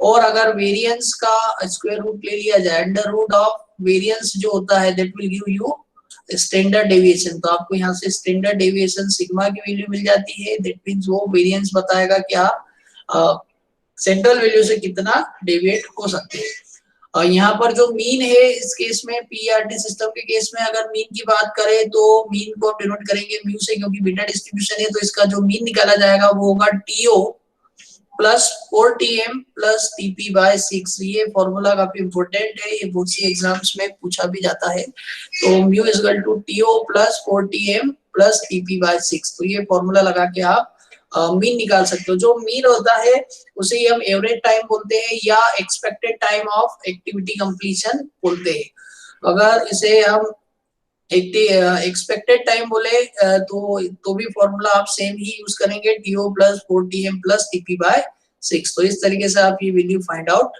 कर सकते हैं। साथ ही साथ में एक्सपेक्टेड टाइम जो रहता है वो क्रिटिकल पाथ में आने वाली जितनी भी एक्टिविटीज होती हैं उन एक्टिविटीज के सम के थ्रू आप फाइंड आउट कर सकते हैं। वेरिएंस या स्टैंडर्ड डेविएशन जो होता है उसे भी फाइंड आउट करने के लिए आप क्रिटिकल पाथ की सारी एक्टिविटीज देखेंगे और क्रिटिकल सबसे पहले काम तो आपको क्रिटिकल पाथ ही फाइंड आउट करना है। जैसा कि आप सीपीएम मेथड में करते थे, जब आपको क्रिटिकल पाथ मिल जाता है तो उस क्रिटिकल पाथ पर आने वाली सभी एक्टिविटीज का एक्सपेक्टेड टाइम आप निकाल लेते हैं। वो एक्सपेक्टेड टाइम का जो सम होता है वो ही आपका टोटल प्रोजेक्ट कंप्लीशन टाइम होता है। और क्रिटिकल पाथ पर आने वाली सभी एक्टिविटीज के स्टैंडर्ड डेविएशन का सम जब आप लेते हैं तो वो सम आपका टोटल स्टैंडर्ड डेविएशन कहलाता है किसी भी एक्टिविटी के केस में। अब यहाँ पर बीटा डिस्ट्रीब्यूशन फॉलो होता है और जब आप इसका कर्व देखते हैं तो वो सिमेट्रिकल कर्व होता है और स्टैंडर्ड नॉर्मल वेरिएंस को फॉलो करता है। दैट मींस स्टैंडर्ड डेविएशन को भी फॉलो करता है, नॉर्मल डेविएशन को नॉर्मल डेविएशन फॉलो करता है। दैट मींस नॉर्मल डिस्ट्रीब्यूशन को फॉलो करेगा। तो आपको जब यहाँ नॉर्मल डिस्ट्रीब्यूशन लगाना है तो अगर आप प्रोबेबिलिटी निकालते हैं किसी भी प्रोजेक्ट के किसी टाइम टी में कंप्लीट होने की, तो आपको यहाँ पर सबसे पहले स्टैंडर्ड नॉर्मल वेरिएंट निकालना पड़ता है जिसको कि हम जेड बोलते हैं। स्टैंडर्ड नॉर्मल वेरिएंट निकालना पड़ता है, जेड बोलते हैं। तो Z is equal to T minus T CP upon में सिग्मा। अब टी माइनस टी सीपी क्या है यहाँ पर टी वो टाइम पीरियड है जिसमें कि आप प्रोबेबिलिटी निकालना चाह रहे हैं, दैट इज कैपिटल टी, और टी सीपी है क्रिटिकल पाथ में एक्टिविटी में कितना टाइम लग रहा है। तो ये और डिवाइड बाय जब सिग्मा से आप करेंगे तो आपको जेड की वैल्यू मिलेगी। वो जेड की वैल्यू को आपको नॉर्मल डिस्ट्रीब्यूशन कर्व जो होता है वहां पर फाइंड आउट करना पड़ता है। मैं आपको यहाँ बता रहा हूँ नॉर्मल डिस्ट्रीब्यूशन कर्व। तो नॉर्मल डिस्ट्रीब्यूशन कर्व इस टाइप से एक कर्व होता है, आप लोगों ने M2 सब्जेक्ट में या M3 में इसको पढ़ा होगा। तो जो भी जेड की वैल्यू आती है उसके करस्पॉन्डिंग आप यहाँ पर वैल्यूज देखेंगे, जेड के करस्पॉन्डिंग आपको साई जेड की जो वैल्यू मिलती है वो आपको प्रोबेबिलिटी मिलती है कि किसी भी इवेंट के होने की कितनी प्रोबेबिलिटी वहां पर रहेगी। तो मैं जब आगे क्वेश्चन करूंगा तो इस कर्व का यूज हम वहां पर करेंगे। आपके सामने यहाँ पर एक क्वेश्चन है जिसमें आपको क्या करना है, consider the network shown in the figure for each activity 3 time estimation TO TM and TP are given along the arrows in the TO TM TP order. Determine the variance and expected time. आपको ये इस type से कुछ graph दिया हुआ है। अगर graph नहीं दिया होता तो आपको ये नेटवर्क डायग्राम बनाना पड़ता है। नेटवर्क डायग्राम को बनाने के बाद आपको आगे के सारे कैलकुलेशन करना पड़ते हैं, लेकिन इस क्वेश्चन में आपको क्योंकि ऑलरेडी नेटवर्क डायग्राम बना हुआ दिया है तो आपको इसी नेटवर्क डायग्राम को आगे सॉल्व करना रहेगा। तो किस तरीके से करेंगे हम देखते हैं। सबसे पहले तो आपको ये जितने भी टाइम ड्यूरेशन इसमें दिए हैं वो एक स्पेसिफिक ऑर्डर में होते हैं। वो हमेशा ऑप्टिमिस्टिक टाइम और ऑप्टिमिस्टिक टाइम होता है, मोस्ट लाइकली टाइम सेंटर पे होता है और लास्ट में आपको पेसिमिस्टिक टाइम दिया होता है। तो इस तरीके से सीक्वेंस में हमेशा दिया होता है। तो सबसे पहले आपको इसमें निकालना पड़ता है एक्सपेक्टेड टाइम। एक्सपेक्टेड टाइम, सो एक्सपेक्टेड टाइम निकालने के लिए आपको फॉर्मूला जो यूज करना होता है वो एक्सपेक्टेड टाइम का TE वाला फॉर्मूला यूज करना होता है। एंड एक्सपेक्टेड टाइम अगर हम देखें तो एक्सपेक्टेड टाइम निकालने के लिए आपको formula TE = TO + 4TM + TP/6 ये फॉर्मूला लगा के आपको हर एक्टिविटी का एक्सपेक्टेड टाइम फाइंड आउट करना होता है। लेकिन ये भी है कि क्वेश्चन में आपको जो पूछा है उसके अकॉर्डिंग सॉल्व करना है। यहाँ पे आपसे पूछा है determine the variance and expected time, तो वेरिएंस निकालना पड़ेगा और एक्सपेक्टेड टाइम आपको पूरी एक्टिविटी का निकालना पड़ेगा। तो उसके लिए सबसे पहले आपको क्रिटिकल पाथ फाइंड आउट करना होगा। तो अब आपको क्या दिया है, यहाँ पर यूजुअली टेबल दी होती है और उससे हम क्या बनाते हैं, हम उससे नेटवर्क डायग्राम बनाते हैं, लेकिन यहाँ पर आपको नेटवर्क डायग्राम दिया है और उसके थ्रू आप यहाँ पर टेबल बनाएंगे। तो आपकी जो स्टार्टिंग एक्टिविटी है वो एक स्टार्टिंग जो एक्टिविटी हो रही है वो पॉइंट 10 से हो रही है और 20 पे जा रही है एंड 10 से जा रही है 50 पे। तो आप इस टाइप से बनाएंगे। 10 से एक एक्टिविटी आपकी जा रही है 20 पे और 10 से जा रही है देन 50 पे। उसके बाद फिर आपकी एक्टिविटी 2 से 30, 2 से 40 एंड 2 से 50 जा रही है। तो आपको बनाना पड़ेगा 2 to 30, 2 to 40 and 2 to 20 to 40, 20 to 50। तो यहाँ प्रेसिडर्स इवेंट लिखेंगे पहले वाला और उसके बाद सक्सेडर इवेंट लिखेंगे जो उसके बाद में होगा। ठीक है, तो इसी तरीके से ये आप कंप्लीट करेंगे।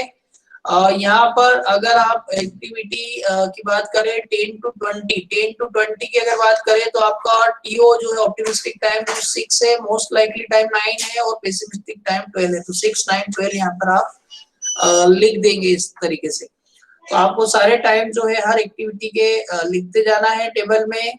फिर आपसे अगर एक्सपेक्टेड टाइम पूछा है तो एक्सपेक्टेड टाइम का फॉर्मूला आपको निकालना रहेगा TO + 4TM + TP/6। इस फॉर्मूले से आप इसको फाइंड आउट कर सकते हैं।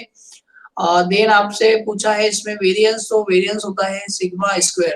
तो वेरिएंस जब सिग्मा स्क्वायर निकालेंगे तो आपको यहाँ पर जो फॉर्मूला यूज करना रहेगा फॉर्मूला आपका रहेगा TP - TO/6 होल स्क्वायर। तो TP - TO/6 होल स्क्वायर जब आप यहाँ फॉर्मूला लगाएंगे तो आपको सिग्मा स्क्वायर की वैल्यू आती जाएगी। तो ये सिग्मा स्क्वायर जो होता है इसी को हम बोलते हैं वेरिएंस। तो आप हर एक केस में आपको यहाँ पर TP - TO निकालना है। फर्स्ट केस की बात करें तो TP value is 12, 12 - 6, 12 - 6 that is 6 and it is divided by 6, 6/6 that will be 1। 1 का स्क्वायर करेंगे तो अगेन हमें क्या मिलेगा, 1 ही मिलेगा। तो इस तरीके से आप ये फॉर्मूला लगा के इस टाइप की टेबल कंस्ट्रक्शन कर सकते हैं। तो फाइनल आपको जो एक्टिविटीज निकालना है उसमें वेरिएंस और एक्सपेक्टेड टाइम पूछा था जो कि आपने हर एक्टिविटी के लिए निकाल दिया है। नेक्स्ट क्वेश्चन काफी अच्छा क्वेश्चन है। तो इसमें आपको दिया है consider the network diagram as shown in the figure, the 3 times estimation for the activities are given along the arrows. Determine the critical path, ये इंपॉर्टेंट है, इसमें आपसे पूछा है कि क्रिटिकल पाथ फाइंड आउट कीजिए क्या हो रहा है, and what is the probability that the project will be completed in 20 days, और प्रोजेक्ट आपका 20 डेज में कंप्लीट हो जाए इसकी क्या प्रोबेबिलिटी है, ये हमें यहाँ पे फाइंड आउट करना है। तो सबसे पहले तो जो भी आपको यहाँ नेटवर्क डायग्राम दिया हुआ है उसे आप देख लीजिए। इस पे हमेशा जो पहला वाला टाइम रहता है ऑप्टिमिस्टिक टाइम रहता है, सेंटर वाला टाइम मोस्ट लाइकली टाइम रहता है, और लास्ट वाला जो है वो पेसिमिस्टिक टाइम होता है। तो इस टाइप से आपको यहाँ पर ग्राफ दिया हुआ है, और आपको सबसे पहले इसमें पता करना है कि क्रिटिकल पाथ क्या होगा। क्रिटिकल पाथ आप तभी पता कर पाएंगे हर एक के लिए जब आपको उसका हर एक्टिविटी का एक्सपेक्टेड टाइम पता हो। तो सबसे पहले आप हर एक्टिविटी के लिए क्या निकालेंगे, टीई की वैल्यू निकालेंगे, that is expected time of that activity. और टीई निकालने के लिए आप कौन सा फॉर्मूला यूज करते हैं, टीई के लिए आपको फॉर्मूला लगाना पड़ेगा TO plus four TM plus TP upon में 6। तो जब ये आप हर एक्टिविटी के लिए पर्टिकुलर निकालेंगे तो आपको टीई की वैल्यू फाइंड आउट होती जाएगी। वैसे ही आपको वेरिएंस निकालना रहेगा, हर एक्टिविटी के लिए आपको वेरिएंस की वैल्यू निकालना रहेगी। तो हर एक्टिविटी के लिए जब वेरिएंस की वैल्यू निकालेंगे तो वैल्यू होती है आपकी TP minus TO by 6 whole square. तो आपको हर एक्टिविटी के लिए पेसिमिस्टिक टाइम होना चाहिए, ऑप्टिमिस्टिक टाइम होना चाहिए, pessimistic time minus optimistic time divide by 6, और जो वैल्यू आती है उसका होल स्क्वायर करते हैं आपको वेरिएंस मिल जाता है। वेरिएंस का जब अंडर रूट लिया जाएगा तो वेरिएंस का अंडर रूट जब आप लेते हैं तो आपको स्टैंडर्ड डेविएशन मिलता है, सिग्मा से डिनोट किया जाता है। तो पिछले क्वेश्चन में जैसे आपने टेबल बनाई थी उस टाइप के आप टेबल बना सकते हैं, टेबल में सारी वैल्यूज आप लिख सकते हैं, और फिर जब आपके पास टीई की वैल्यू आती है तो आपका ग्राफ इस टाइप से कुछ बनेगा जैसा कि आप सीपीएम मेथड में बनाते थे।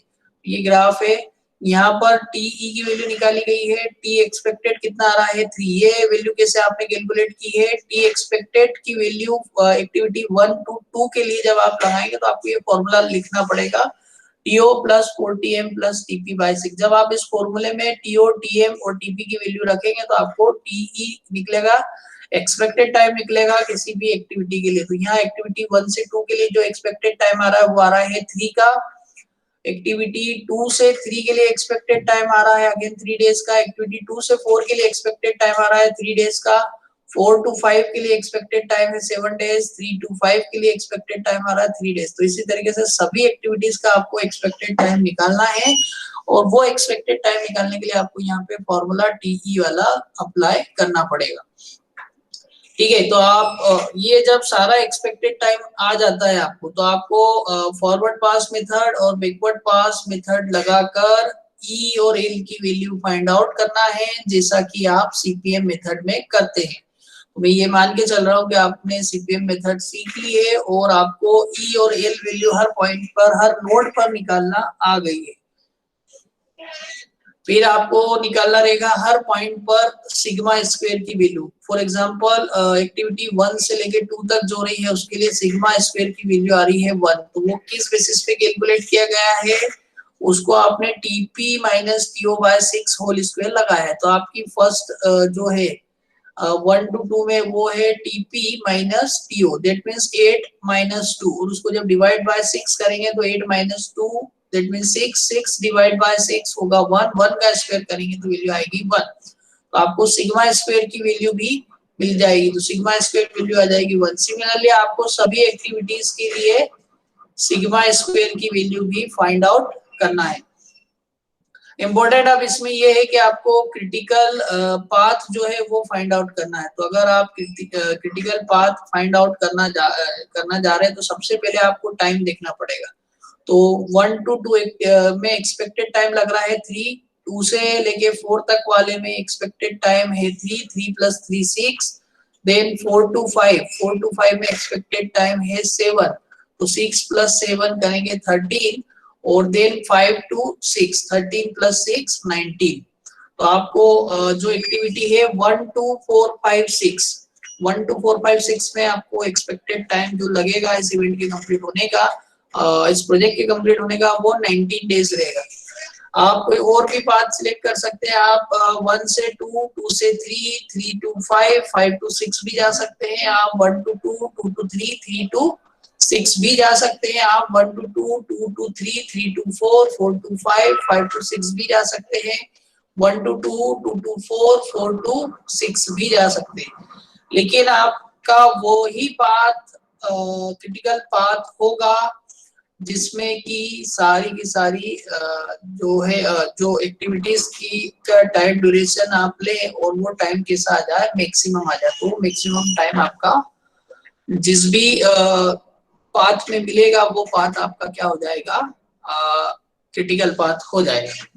अगर क्रिटिकल पाथ की बात करें तो यहाँ पर आपको क्रिटिकल पाथ मिल रहा है 1 to 2, 2 to 3, 3 to 4, और 1 to 2, 2 to 4, 4 to 5 and then 6।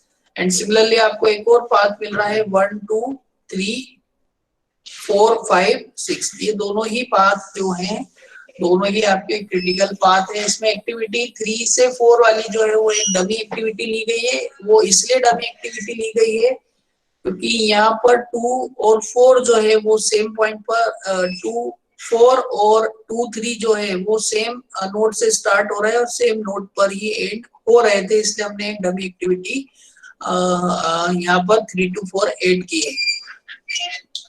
अब आपको अगर स्टैंडर्ड डेविएशन इसका निकालना है तो क्रिटिकल पाथ पर जितनी भी सिग्मा स्क्वायर की वैल्यूज आ रही हैं, क्रिटिकल पाथ पर जितनी भी सिग्मा स्क्वायर की वैल्यूज आ रही है, sigma square that means variance, तो इन सारे वेरिएंस की वैल्यूज को आप ऐड कर लीजिए। तो सारा वेरिएंस की वैल्यू जब आप ऐड करेंगे तो आपको क्रिटिकल पाथ पर वेरिएंस कितना होगा वो वैल्यू मिल जाएगी, और उसके बाद जब आप उसका स्क्वायर रूट निकालेंगे तो आपको स्टैंडर्ड डेविएशन की वैल्यू भी मिल जाएगी। तो आप इसको करके देखिएगा। यहाँ पर इसके बाद जो हम आगे देख रहे हैं नॉर्मल डेविएट की वैल्यू निकालना है। सॉरी, नॉर्मल डेविएट जो आपका होता है उसका फॉर्मूला होता है z equal to t minus TCP upon में सिग्मा। तो आपने जब इस क्रिटिकल पाथ की वैल्यू निकाली तो आपके पास दोनों क्रिटिकल पाथ थे, दोनों क्रिटिकल पाथ में जो सिग्मा की मैक्सिमम वैल्यू आ रही है वो आपको यूज करना है, वो वैल्यू है 2.08।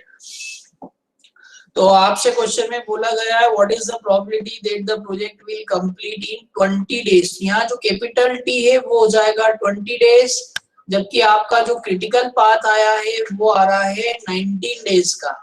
आपको लिखना पड़ेगा 20 माइनस 19 अपॉन सिग्मा। तो जब आप 20 माइनस 19 अपॉन सिग्मा की वैल्यू निकालते हैं तो ये वैल्यू आपको मिल रही है 0.48। तो अब ये सिग्मा की जो जेड की वैल्यू 0.48 आई है, इसको आपको नॉर्मल डिस्ट्रीब्यूशन ग्राफ पेपर जो रहता है, ग्राफ शीट जो रहती है वहां पर आपको देखना है। मैं आपको शेयर करके बता रहा हूँ। तो सिग्मा जो जेड की वैल्यू हमें मिली है दैट इज 0.48। तो जेड की वैल्यू हम देखते हैं कितनी आ रही है 0.48। तो यहाँ तक 0.40 खत्म हुआ। नेक्स्ट में आपको यहाँ मिल रहा है 0.48। इस 0.48 के सामने आपको साइज जेड की जो वैल्यू दिख रही है वो कितनी दिख रही है 0.6844 दैट मींस 68.44%।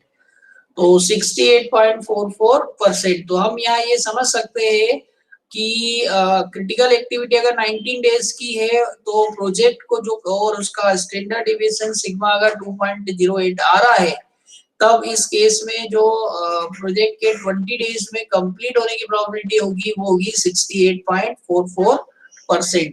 तो 68.44% चांसेस है कि आपका जो प्रोजेक्ट है वो 20 डेज में कंप्लीट हो जाए और आपका जो क्रिटिकल टाइम आ रहा है सभी एक्टिविटीज का वो 19 डेज का है।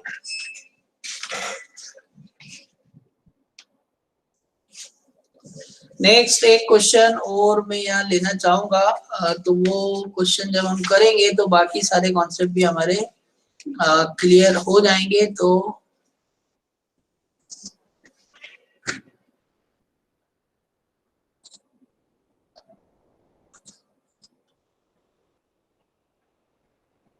यहाँ हमारे सामने एक क्वेश्चन है the time estimates in weeks for the activities of a PRT network are given below। तो कोई पीआरटी नेटवर्क है जिसकी एक्टिविटीज दे रखी है, उनके optimistic time, most likely time और पेसिमिस्टिक टाइम हमें दिए हुए हैं। अब इसके साथ में हमसे क्या क्या क्वेश्चन यहाँ पर पूछे हैं देखते हैं। Draw the project network and identify all the path through it. तो आपको नेटवर्क ड्रॉ करना है इसमें और सभी जो पाथ है उनको आइडेंटिफाई करना है। Determine the expected project length, expected project length, project कितने टाइम में एक्सपेक्टेडली कंप्लीट हो जाएगा वो फाइंड आउट करना आपको। Calculate the standard deviation and variance of the project length, उस प्रोजेक्ट लेंथ का जो स्टैंडर्ड डेविएशन है वो और वेरिएंस फाइंड आउट करना है। साथ साथ में what is the probability that the project will be completed in atleast 4 weeks, atleast 4 week में कंप्लीट हो जाए, ये क्या चांसेस है उसके। No more than 4 weeks later than expected time, अगर 4 वीक में कंप्लीट नहीं होता है तो फिर कितना एक्सपेक्टेड टाइम होगा ये पता करना है। If the project due date is 19 week, project की ड्यू डेट जो है वो 19 वीक्स में कंप्लीट होने की है, then what is the probability of not meeting the due date. तो not meeting the due date की प्रोबेबिलिटी आपको निकालना है। Find the probability that the project will be completed on schedule time. ये सारी चीजें जो है ये हमें फाइंड आउट करते जाना। लास्ट में आपको निकालना है what should be the scheduled completion time for the probability of completion to be 90%। तो ये काफी अच्छा क्वेश्चन है, तो इसको देखते हैं। सबसे पहले आपको एक्टिविटी वाइज बनाना है। आपकी स्टार्टिंग एक्टिविटी 1 ही है ना, 1 से 2, 1 से 3 एंड 1 से 4। तो आपका जो स्टार्टिंग नोड रहेगा वो 1 रहेगा, 1 से 2 नोड जाएगा आपका, 1 से 3 नोड जाएगा और 1 से 4 नोड जाएगा। तो आप 1 से स्टार्ट करेंगे, 1 से 2, 1 से 3 एंड 1 से 4। यहाँ पर आपके बन जाएंगे। उसके बाद 2 के बाद आपको बनाना है 5, 3 के बाद 5 और 4 के बाद 6 और 5 के बाद 6। तो 2 के बाद 5 बनाना है आपको, 3 के बाद 5 बनाना है, 5 के बाद 6 बनाना है और 4 के बाद 6 बनाना है। जो भी तीनों टाइम आपको दिए हुए हैं उनको आपको इस सीक्वेंस में लिख लेना है। Optimistic time, most likely time and pessimistic time. फिर इनके साथ में आपको एक्सपेक्टेड टाइम निकालना पड़ेगा हर एक्टिविटी के लिए। तो एक्सपेक्टेड टाइम निकालने के लिए आप जो फॉर्मूला यूज करेंगे वो फॉर्मूला होगा आपका TO + 4TM + TP/6। तो ये जो भी एक्सपेक्टेड टाइम हर एक्टिविटी के आ रहे हैं वो आप उस एक्टिविटी के साथ वहां पर उसके ऊपर एरो पर लिख दीजिए।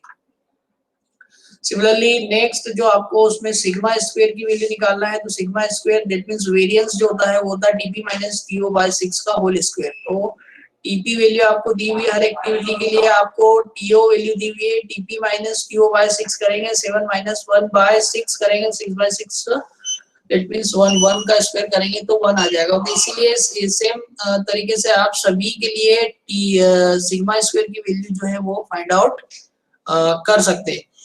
नेक्स्ट यहाँ पर जो आपको फाइंड आउट करना रहेगा वो आपको क्रिटिकल पाथ निकालना रहेगा। यहाँ पे क्रिटिकल पाथ निकालने के लिए आप जितने भी एक्सपेक्टेड टाइम है और जितने भी आपकी एक्सपेक्टेड पाथ मिल रहे हैं उन सभी पे आप एक्सपेक्टेड टाइम की वैल्यूज को जो है वो चेक कर लीजिए। तो अगर मैं 1 से लेकर 2 तक चलता हूँ, एक पाथ कंसीडर करता हूँ मैं 1 to 2, तो 1 to 2 में मुझे एक्सपेक्टेड टाइम लग रहा है 2 से 5 तक आता हूँ तो 2 + 1 3 डेज का टाइम हो जाएगा। एंड देन 5 to 6 आते हैं तो 3 + 5 हो जाएगा, सॉरी यहाँ पर आपको हो जाएगा 2 + 1 3, 3 + 7 10 डेज। तो यहाँ पर आपको टाइम मिलेगा 10 डेज का।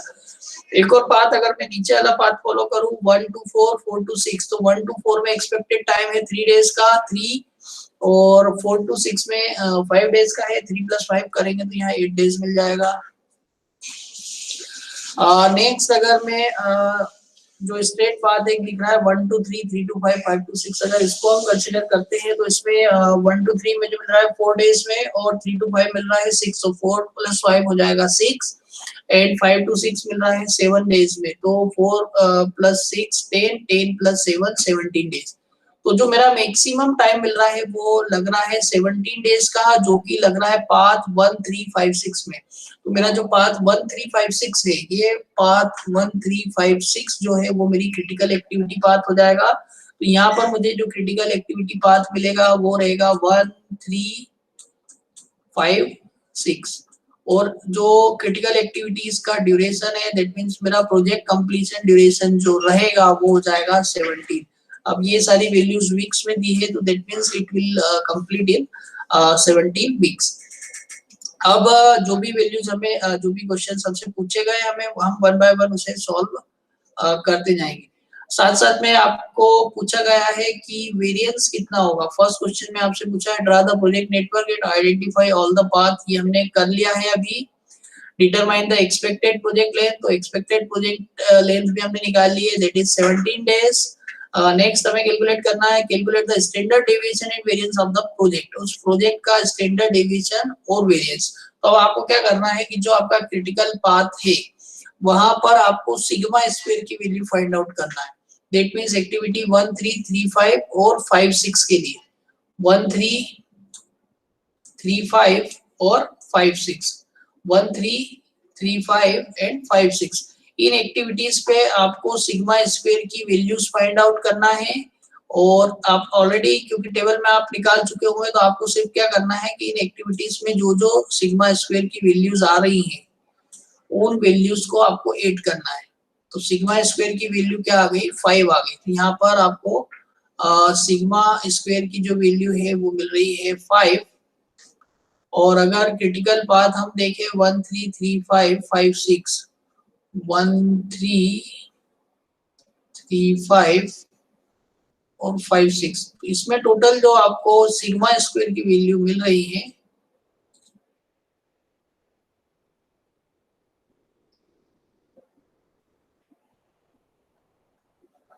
ये मैंने गलत ले लिया है। यहाँ पर हमें ये चेक करना है 3 5 में कितना है, तो 3 5 में वैल्यू है 4। तो सिग्मा स्क्वायर की वैल्यूज देखें तो आ रही 1 प्लस 4 प्लस 4, तो 1 प्लस 4 प्लस 4 8 आ रही। तो आपको जो क्रिटिकल पाथ है वहां पर सिग्मा स्क्वायर की वैल्यूज को कैलकुलेट करना है। सिग्मा स्क्वायर की वैल्यू 9 आ रहा है, तो इसका मतलब जो आपका वेरिएंस है वो वेरिएंस की वैल्यू 9 है। और अगर वेरिएंस जो भी आता है उसका स्क्वायर रूट ले लिया जाए तो आपको स्टैंडर्ड डेविएशन मिल जाता है। तो स्टैंडर्ड डेविएशन जो आपका आएगा वो हो जाएगा 3 वीक्स का। नेक्स्ट फोर्थ आपसे क्या फाइंड आउट करने का बोला है, आपसे बोला है what is the probability that the project will be completed at least 4 weeks earlier than the expected time. तो जो भी एक्सपेक्टेड टाइम है उससे एटलीस्ट 4 वीक पहले कंप्लीट हो जाए, ऐसा कुछ आपको फाइंड आउट करना है। तो इसके लिए आपको क्या करना पड़ेगा, इसके लिए आपको एक्सपेक्टेड टाइम दिया हुआ है 13 वीक्स का। 4 डेज पहले अगर कंप्लीट हो जाए तो आपका शेड्यूल टाइम हो जाएगा expected time -4, that means 13 weeks का। फिर आपको स्टैंडर्ड नॉर्मल वेरिएंट की वैल्यू निकालना है। तो स्टैंडर्ड नॉर्मल डेविएट आप जब निकालते हैं तो that will be 13 minus 17 by 3, वो हो जाएगा -1.33। फिर आपको टेबल में जाना है और वहां पर 1.33 के लिए वैल्यू आपको कैलकुलेट करना है, जेड की वैल्यू क्या आ रही है। सो जेड के रिस्पेक्ट में साई जेड की वैल्यू आपको देखना है 1.33 पे। तो 1.33 की तरफ अगर हम चले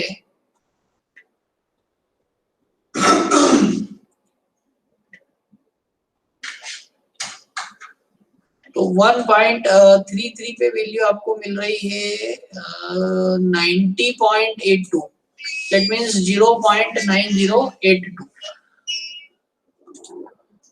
0.9082। लेकिन ये वैल्यू जब नेगेटिव आती है तो आपको इसको 1 में से माइनस करना पड़ता है। तो जब 1 में से माइनस करेंगे आप 0.9082 को तो आपको प्रोबेबिलिटी मिलेगी 0.0918, दैट मींस 9.18% चांसेस ऐसे है कि आप प्रोजेक्ट को 4 वीक पहले ही कंप्लीट कर लें। नेक्स्ट आपसे इसमें क्या पूछा है, अगला आपसे इसमें पूछा है कि no more than 4 weeks later than the expected time. जो एक्सपेक्टेड टाइम है उससे 4 वीक ज्यादा बाद में नहीं होगा।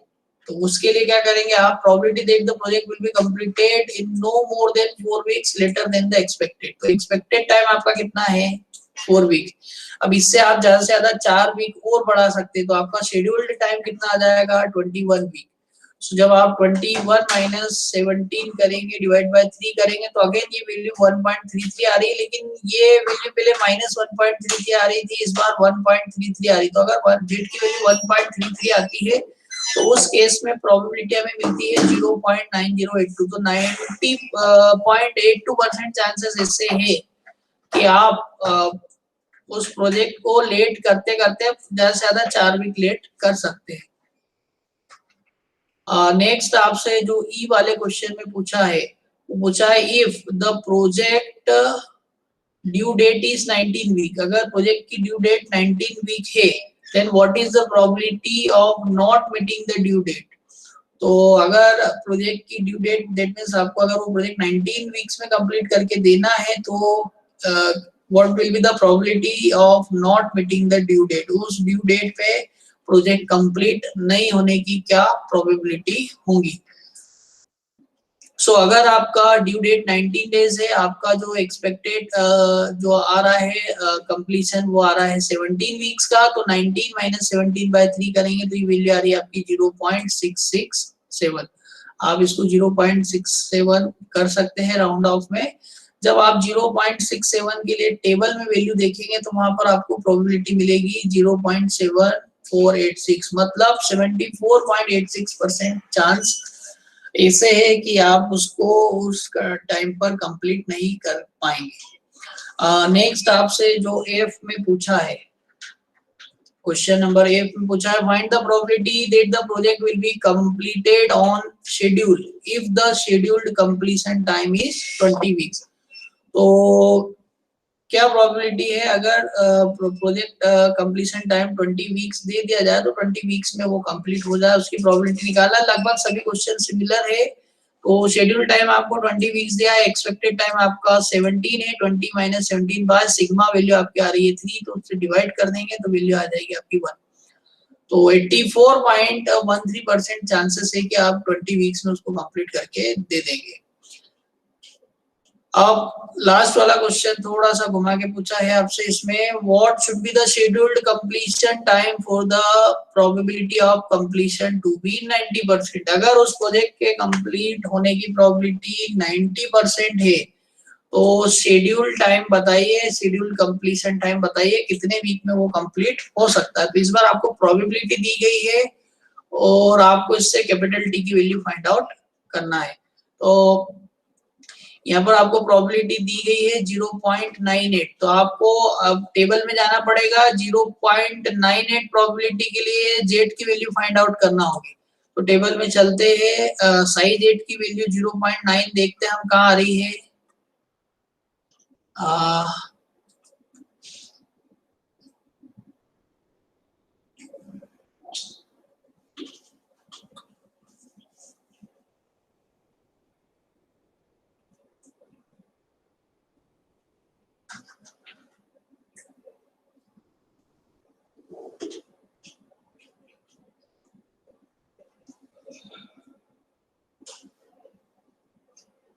9032 पे आपको वैल्यू जेड की मिलेगी 1.95 और उसके बाद आगे देखते हैं कहाँ है भैया वैल्यू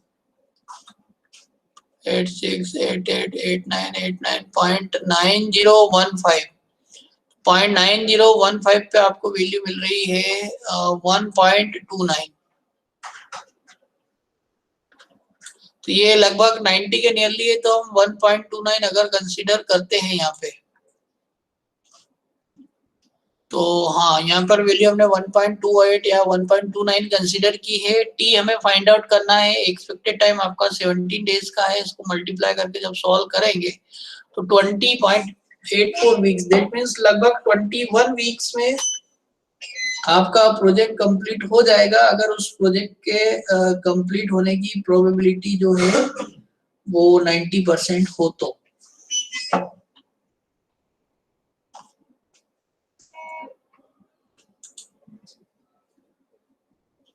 तो मेरी तरफ से ये आज का जो लेक्चर था ये कंप्लीट होता है।